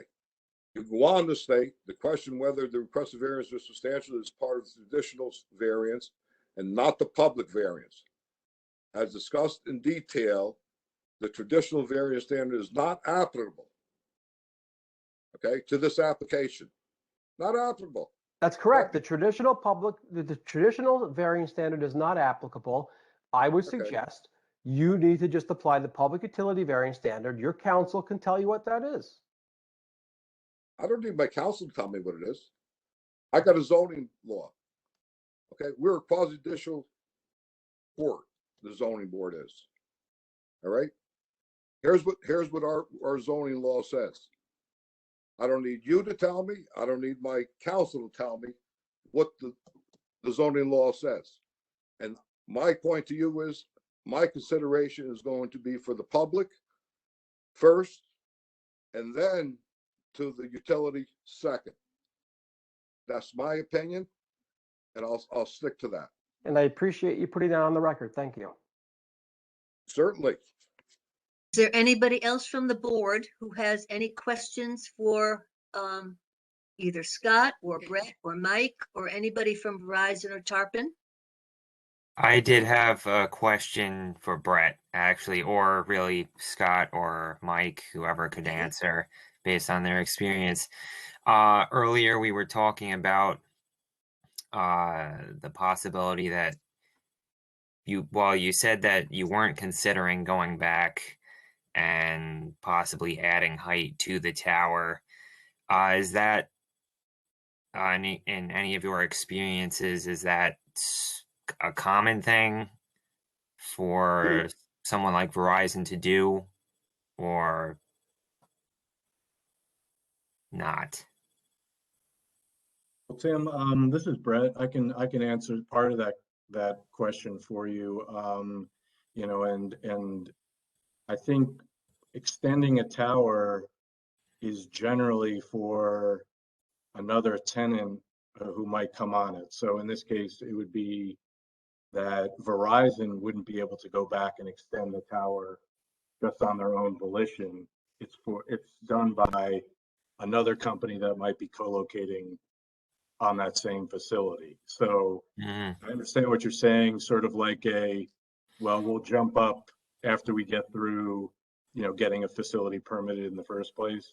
And I don't believe that is the intent of the regulation or the law in that regard. Is there room on the tower that's being proposed for another tenant or just Verizon and the fire department right now? No, I'm saying, Chairwoman, I was just making an example that if there is a tower that is permitted by a company, they can't then come back and say, I want to go 10 feet taller and take advantage of that part of the law. There has to be another party coming on to use that same tower. I'm not talking about this case. No, I understand, but I wanted to know the 159-foot tower that we're talking about on Industrial Drive. Is that got room built into it right now at that height for a second tenant other than Verizon and possibly the fire department? Yes, lower down it would, yes.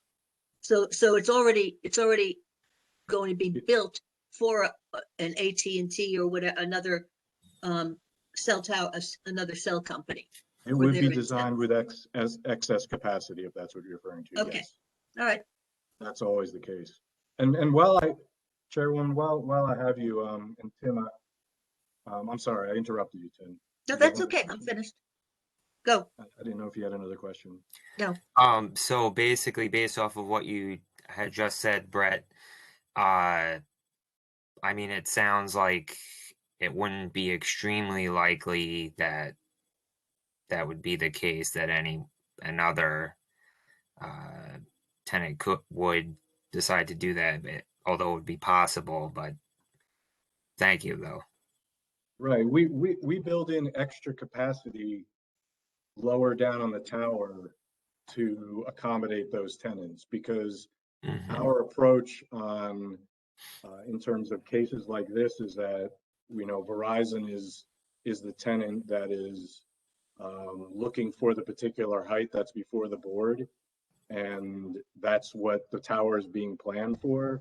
In terms of other tenants, then they would have to use the capacity lower down on the tower. Okay, thank you. Anybody else from the board have any questions? Patty, I actually have, this is Kim. Yeah. If Mr. Gordon is still on the call, I do have actually a follow-up question for him. Mr. Gordon, are you still there? I am. Good. Hi, Mr. Gordon. I did have a chance to read your letter today. I haven't been able to, I had looked at some of those cases, but I haven't looked at all of them. And this kind of goes a little bit to what Mr. Rua was saying too. I did see that you had talked about that the public utilities exception was really for use variances as opposed to area variances. And I had looked into that and had done my own research on it as well. But you didn't cite anything in that paragraph. Do you have cases that specify that, or is that just based on more of a reading? No, let me be clear. There actually are, in the last couple of years, I think 2 cases that do apply this idea to area variances, but the concept is nowhere near as well developed. And the point I was making is that, and this is very, very important, and this goes to a lot of the controversy. The language that you see that the applicant cited, especially going back to the case that the applicant cites in its letter, I forget the name of the case. Not Hoffman was the case generally on the utility exception, but the one that applied, Rosenberg applied the utility exception to cell towers particularly, and the applicant cites that case. That's a use variance case, and almost all of the cases are use variance cases. And again, the reason why is because when a cell company is faced with a zone where they're zoned out, that's a fundamental problem. They can't. This is not. Let's put it this way: this particular distinction is not cited in the cases, but the cases basically say we can't do this. We can't. There's no way that we can force these people to show that they can't get any value from the property. It's just not applicable, and so we're going to say that they can get a variance based on these factors. There's never a contemplation that they would not have to comply with other factors. And what you see in all these cases that come down is that they're kind of all over the place. And my only point is that they're picking and choosing. The point about the use variance and area variance is just to highlight the difference and to point out that the cases don't directly apply to the considerations you have. But what's really happening here is that there were a number of cases over time, and almost all of them are on use variances, because when it comes to an area variance, they can usually negotiate the difference. They can usually solve the problem somehow. The use variances are the ones that get up to the Federal Court of Appeals or the Federal District Court or the New York State Appellate Division. And all these cases kind of say different things, but what they've basically boiled down to is the original cases did say, as the applicant cited, that it must have only a minimal impact. And that's just not, I mean, we could argue on that point alone. And again, those are use variance cases, but this is not a minimal impact here. And therefore, but you wouldn't want to say that for the use variance that they would have to go ahead and get a use variance, but that's not the issue here. The issue here is whether they can violate those safety standards. And really what the issue is also is whether they've done, I mean, to analogize it, and this is now, there's no case on this, so I'm just reasoning by analogy here. The use variance cases and the whole standard came down because people were, the companies were being prohibited. You just weren't going to get this. Here, the question would be, are they, the analogous question, if you wanted to apply the same analogy, and it's not going to work, is whether they're being prohibited. And the only way here they would be prohibited because of this area variance problem, this setback problem, is if there were no other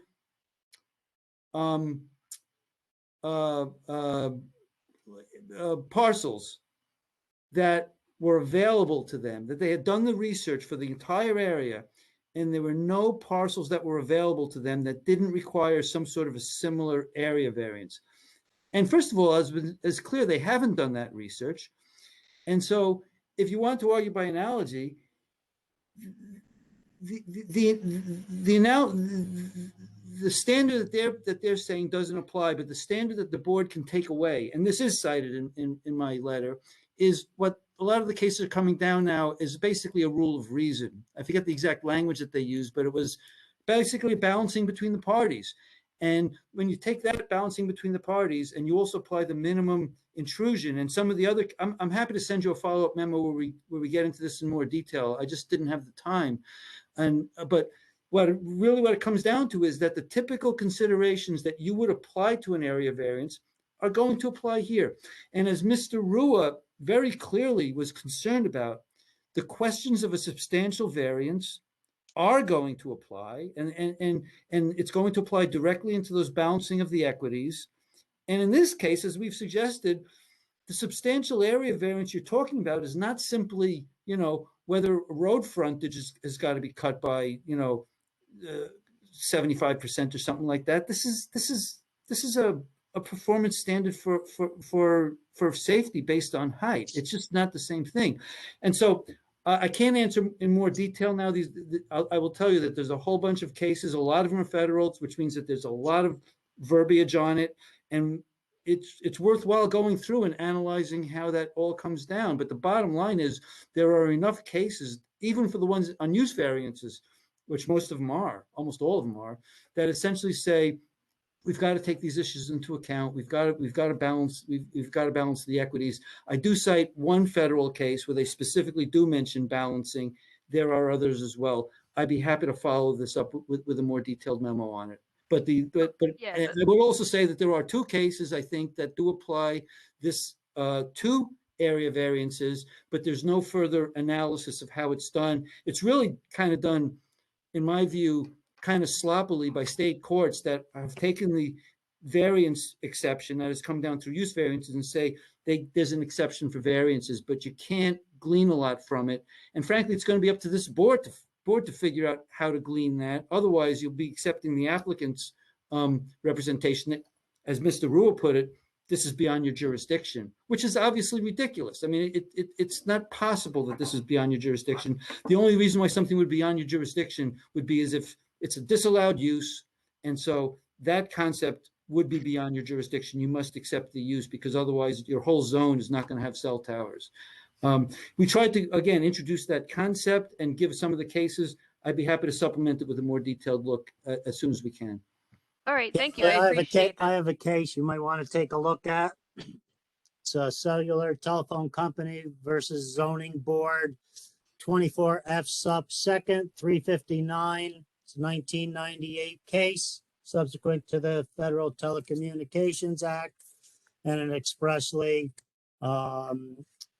authorizes a zoning board to apply the bulk and area standards contained in a municipality zoning law to a cell tower application. Can you say the citation again, John? We're having, this is all being recorded, so we'll just send you the tape just so that you get that as well. You. We'll write it down for you as well. And John, I'm not sharing my fee with you. That it's just not going to happen. But we'll talk about that later, Dave. I appreciate the help. I don't think we're suggesting that the bulk area requirements don't apply. That's, if we thought they didn't apply, we wouldn't come for a variance. So, well, I think Scott, what you're suggesting is that it's not the area. You're saying that it's through the public utility exception test, and what Mr. Gordon and Mr. Greco are saying is that it's through the standard balancing test. Again, we don't want to bicker, but the applicant has represented, as Mr. Rua pointed out, that the question of a substantial variance is outside of your jurisdiction. I mean, they said that with respect to this particular application and with respect to Mr. Rua's question. And when you're talking about a substantial cutting of the fall zone, you can't have it both ways. I mean, we're changing the comments every week. In any event, it's clear now that these considerations do apply, and the board does have to judge whether or not this infringement on the fall zone is something that they're willing to accept, and further, whether the applicant has done the research that would justify this level of consideration. And we think that the answer is clear. Yeah, I can give you a case. I litigated it 3 or 4 or 5 years ago in federal court, and at the district court, they very clearly applied this Rosenberg type standard to area variances.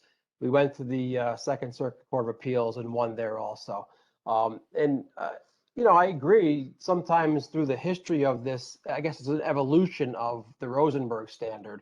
Different courts have said different things, but there are many courts that have applied it to area variances. Kimberly, I cited in my paper, the Omnipoint Communications versus Town of LaGrange decision that is explicitly rejects Mr. Olson's view and says it has a zoning code just like your zoning code where they talk about substantial variances. Site is 658 F second 539. Case has been cited 68 times. It's landmark decision. Yeah, thank you, Mr. I did actually read yours as well. I'm familiar with the omnipotent case as well. Thank you. Okay, Kim, did you get everything that you needed asked? Well, yes, actually, if Mr. Gordon, Mr. Berg, and Mr. Olson would like to brief just on this particular issue as to what they believe the proper test is, that would be appreciated, just so that we can make sure that everyone is heard onto their opinion on it. I will do that, but I'm also going to emphasize that no matter what the black letter language of all these cases says, this board is going to be facing a significant challenge in terms of the application to the area variance problem and the bulk problem, because again, I know I'm emphasizing this, and the last time I'll say it, but this is not your standard garden variety bulk standard. This is a fall zone, and this is what the town has determined is necessary to protect the public, the neighbors, from fall of a tower or things that are on the tower. And so as the board does the basic balancing, it's going to have to look a little bit harder at the standard here in determining whether or not, bearing out Mr. Rua's perspective, I think that the extent to which you feel comfortable and it's appropriate to vary this standard based on these as Mr. Olson put it, evolving considerations. I think that what this board comes up with will be, to some extent, a new application, because you're looking at a new application of the standard, because you're looking at a very, very dramatic, very clear public safety requirement. So we'll mention that as well, and we'll work with Mr. Berg to give you a statement of what we believe that the proper standard for the board to apply is. Okay, thank you. Sorry, Patty. Do you think just in the process of being that this is a very narrow issue, would the attorneys mind providing this to the board and to myself within 10 days of the close of this meeting? Yes, we don't mind. We'll do that. I'll do it. I can't speak for the other attorneys, but definitely we understand this is central to what you're doing. We want it to be central to what you're doing, and we'll get that to you. Sure. Perfect, I mean, thank you. the issue is so limited. It's just what standard applies, the traditional variance standard versus the public utility variance standard. Thank you. Appreciate it. Thank you. And it was very nice to just hear all of the attorneys just sharing thoughts and being cordial, and that was very nice. Appreciate it. I know that I learned a lot tonight, and I really thank the public and the attorneys and Scott and Mike and everybody and Brett for your participation. If there is no more comment during this public hearing, I'd like to make a comment. Who's that? My name is Quentin Coneybear, and I'm at 12 Industrial Drive. I know where your property is. It's the one coming right to the right when you drive into Industrial Drive. That's correct, yes. Okay. And so, I've listened tonight, and there's obviously a lot of legal stuff to digest. I'm not a lawyer, so I don't understand some of those things so well. But I get the general gist of it. I feel that this particular location, just to put it in a bit more of a subjective language, basically what it does is it monsters the residential properties, and it kind of monsters the future potential of the industrial properties that are there, because this is undeveloped property. It's got a lot of potential. It's got potential because of infrastructure that's been laid down there. And so being in overlay industrial and how we interface, it's a separate type of softer interface into industrial. To put that tower in that particular location, it will just have a tremendous effect on the feeling of human scale. And really, that as a sort of architectural concept to go where you understand setback. And this isn't just about houses and verandas, or this is a fundamental cornerstone of design, of urban design, and of planning, that that setback is something that lets us appreciate our human scale within an environment. And that you can apply that concept to just about every single thing.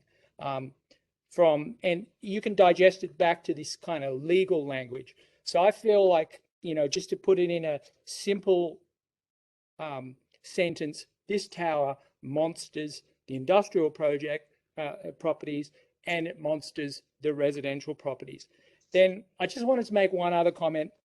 I was in the post office and I was having a discussion with the lady that sort of manages the post office at Mount Marion. And she said to me, because I was getting a post office box there, and she said, it kind of came up, the zip there. She said, the only technical properties that should use the Mount Marion zip is the post office and the park. And she said everything else is actually, people do use it. But I just thought, listening to the conversation, that it could be one of these things that it's like a technicality. Like, we've got that tower and we've got it in every single zip code. And so in this, were that to bear out in some way, then I just think it's worth noting. It's like a little sort of bit of trivia maybe, but that's according to the person that runs the post office.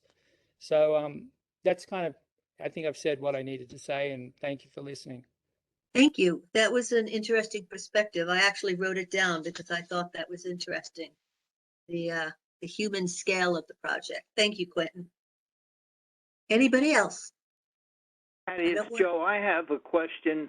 Mr. Sure. Olson, I think Mr. Olson mentioned at one time that they use breakaway. I don't know if that's the correct term for a tower, so they would fall apart somehow so it wouldn't hit the surrounding properties. Can they share that design with us?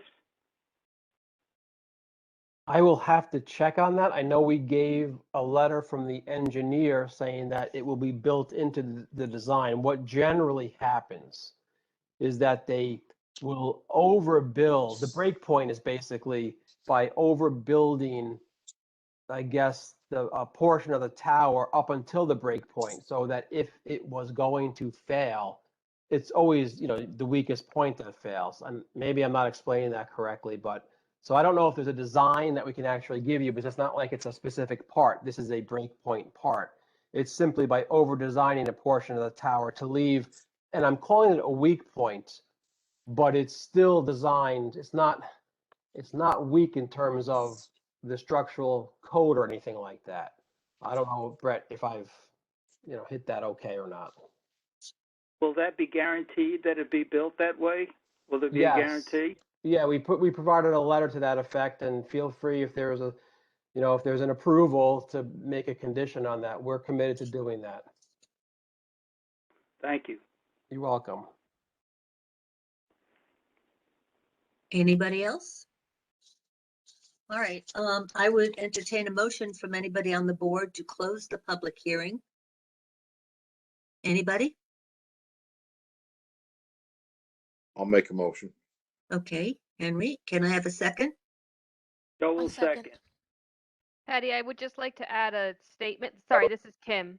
Just Yes. saying that I do agree that you can close the public hearing. I would just leave it open for those 10 days so that the attorneys can provide the Good. discussions that we were talking about. Good Okay. point, Kimberly. Thank you. So let's just I'll amend that. it. Henry, you want to amend that Yes. motion Yes, I will. I'll amend that to include the 10 to days? include the 10 days. Correct. Okay. And then Actually, it should be more than the 10 days, because 10 days to get it back, and then Kim and Mr. Berg and Dave and Mr. Oak will have to put their heads together. So why don't we put that out to like at least maybe the 15 days? Do you mean like to allow for responses? Because I'd rather just have them provide an analysis rather than. Yeah, but what I'm saying is by the time you review it, they're going to get it back to you in 10 days. So by the time you review it, or everyone has their analysis, as you're saying, how long is that going to take? Another day or two? How about we just say we close the public hearing with the exception of the receipt of the attorney documents that was referenced by Kim Garrison. Would that cover it? Yeah, I would just specify that I would like that if the attorneys could provide those analysis to the board within 10 days. Okay, Yes. And then that would be the close of that would be the definitive close of the public hearing. okay. Is that okay with you, Henry? Yes, yes. Okay. And Holly, you said you wanted to second? Yes. Okay. So we have a motion and we have a second. I'll take a roll call vote. Henry, Yes. Joe, Yes. Tim, Yes. Holly, Yes. and I vote yes. Okay, now, we have some other business to do, but before we do that, anybody can stay because obviously the zoning board is a public meeting, but we are going to be discussing amongst the board members, just us, some of the things that we've heard, some of the things that we still have questions about, and just kind of giving ourselves a sense of where we are, what information we still need to see and review and so forth. Just an informal discussion. And we're also going to want to ask, and Kim, please let us know, do I have to do a motion to this effect, that we are going to want to have an attorney-client privilege meeting to discuss all of the legal aspects of this so that we can ask you and our other counsel the questions that we can answer for ourselves, or to make sure that we're understanding things. We'd like to do that sometime towards the end of November. Do you need that in the form of a motion, or is that No, something? Okay. No, we don't need that in the form of motion, but John and I would be happy to do that, and we'll probably get in touch with George Redder too, the other Yes, legal with counsel. George as well. Yes. Yep. No, but we will be happy to meet with the board to discuss legal issues. Okay. All right. So now in terms of what I'd like for the board to start talking about and thinking about is the concerns, the unresolved issues, the new information that we've gotten tonight. And I think we did learn a little bit more tonight. And things that merit our discussion and merit our review, plus the information that came in today that a lot of us may have read, but we really need to read it and reread quite a lot of the other documents. I just want to start off by saying that I have been thinking about this application for a lot. And the thing that I keep thinking about is the zoning board, the zoning law itself. You know, it wasn't adopted until 1989. And by then, generations of people were living in those homes on Kings Highway. The ones that have been talking to us for the past 2 months. And the zoning law was built around them. I mean, because we were late in Saugerties to coming to the idea that zoning was something that we should do. And people weren't real happy about it at the beginning, as some of you remember. But over the years, people came to understand and even respect the idea that zoning offered them and their properties a certain amount of protection and a certain amount of certainty as to what could be built on their property and in others around them. And I think from what I'm hearing from a lot of the people that have lived there now is that certainty is disappearing. That what they thought was the use of their property and their understanding of what their view sheds would be is disappearing and being taken away from them.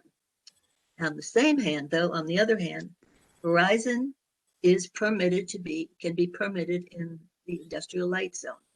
They are a utility.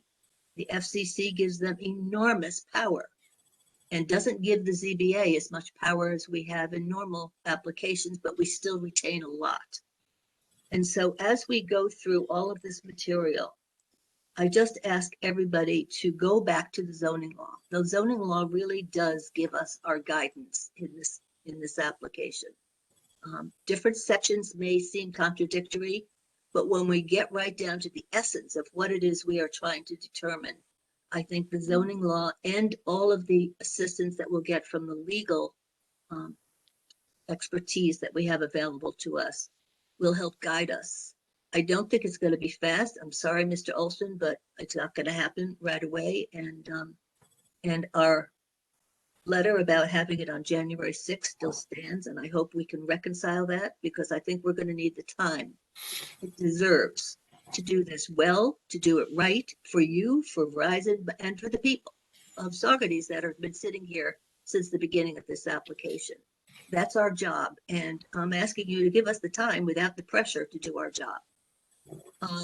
So what, any other members of the board have anything they want to say about some of these issues and what they're going to need to focus on, and areas that they are unclear of or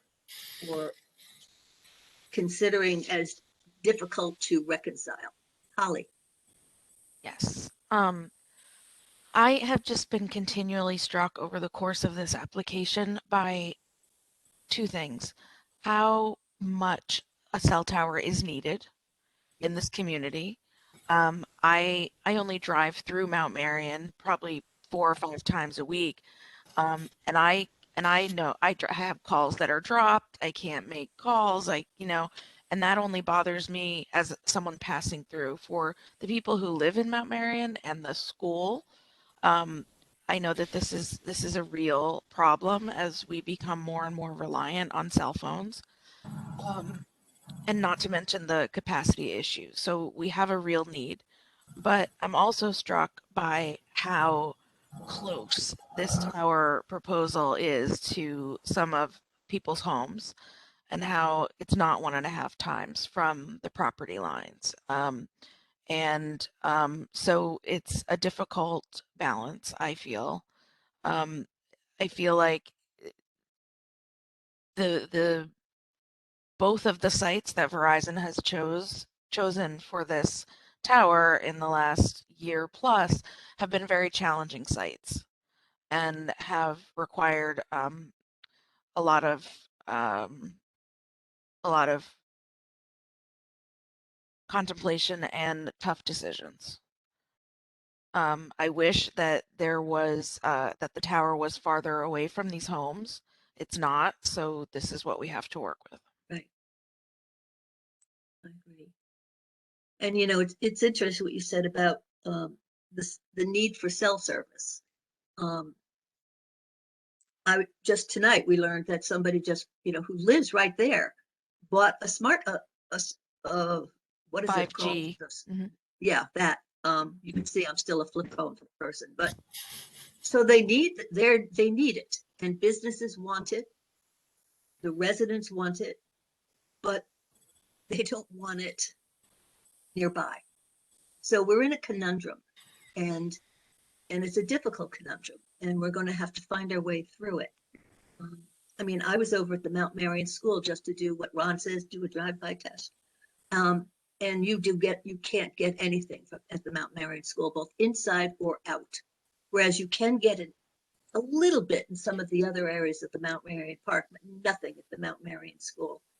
And so if anything, I keep thinking about that too. Those parents spoke to us at the first meeting at the firehouse, that if there's an emergency or something happens, they want to be able to have their kids reach them.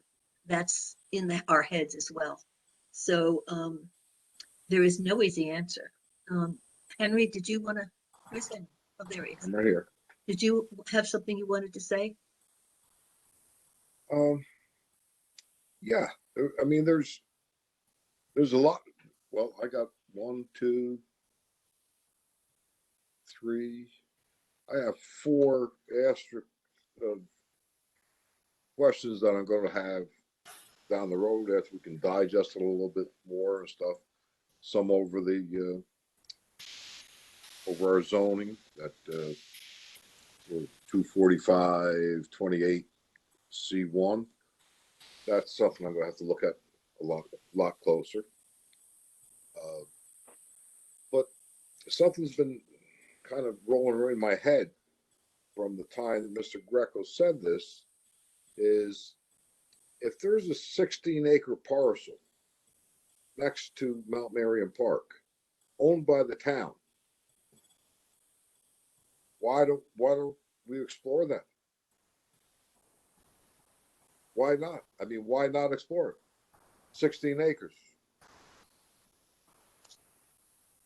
It's right on top of your target. There, Mount Marion Park, Mount Marion School. There you go.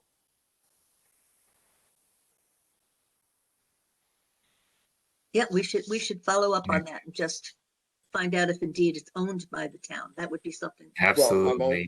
Well, I'm only going by. Right. By what But Mr. I Greco can said. certainly check on that tomorrow. I'll find out. Yeah. And the other, and that ties into the other thing that's been discussed since this happened back with the firehouse is the search area. The lack of choices that we had as a board to even examine appropriate sites. We had none. We had nothing. We really were given one choice, and then the alternative was over in the light industrial zone, which would have been workable, except they put the site unconscionably close to the homes, which is probably the worst site they could have picked. So, but they've got to go somewhere because that's what the law requires. Yep. They're a utility, and they have to go somewhere. So, anybody else? I'm sorry. Yeah. Patty, it's Joe. Yeah, Joe. I'm very concerned about the safety of the residents where this tower will be placed. I'm concerned about the aesthetic value. The gentleman that talked about the human aspect, the monster of a tower, the ugliness of it. And then I don't think that Verizon is trying to lay on us if we force them to go to Industrial Drive 17, which we did not do. The level of searching they did was quite inadequate, in my opinion. There are other areas they should have and still should examine before they put a tower any place. It could be fun. There has to be better areas considering the big picture, the people, the residents, the aesthetics, the safety. So there's more work that should be done by Verizon. And I just, I wish I was an RF engineer and I could figure out why that search area has to remain as small as we're being told it has to be. Well, even Ron Grafe in his one of the last letters said he still can't believe 1,100 feet would cause them to have to raise the tower higher. Yeah. The tower height doesn't seem to make sense. I agree. Yes. So we have a lot to go over as a board, and and we have already started, but I don't want anybody to feel rushed. I don't want that deadline that they gave us that we have to have it done by December 6th. We need to do this job really well, and we need to take the time to feel comfortable with our decision and our thinking about it. And I think we'll learn a lot and feel more comfortable with the legal stuff when we meet with Kim and John and George. But there should be no pressure to meet that deadline of December 6th. For Verizon to put this pressure on us, I think, is unacceptable and tragic on their part. It's disgraceful after they've delayed so many times. Well, I hope they're listening. Definitely. I mean, Joe put it very eloquently compared to what I did, but he's 100% correct. All right. So as we go through this, if there are things that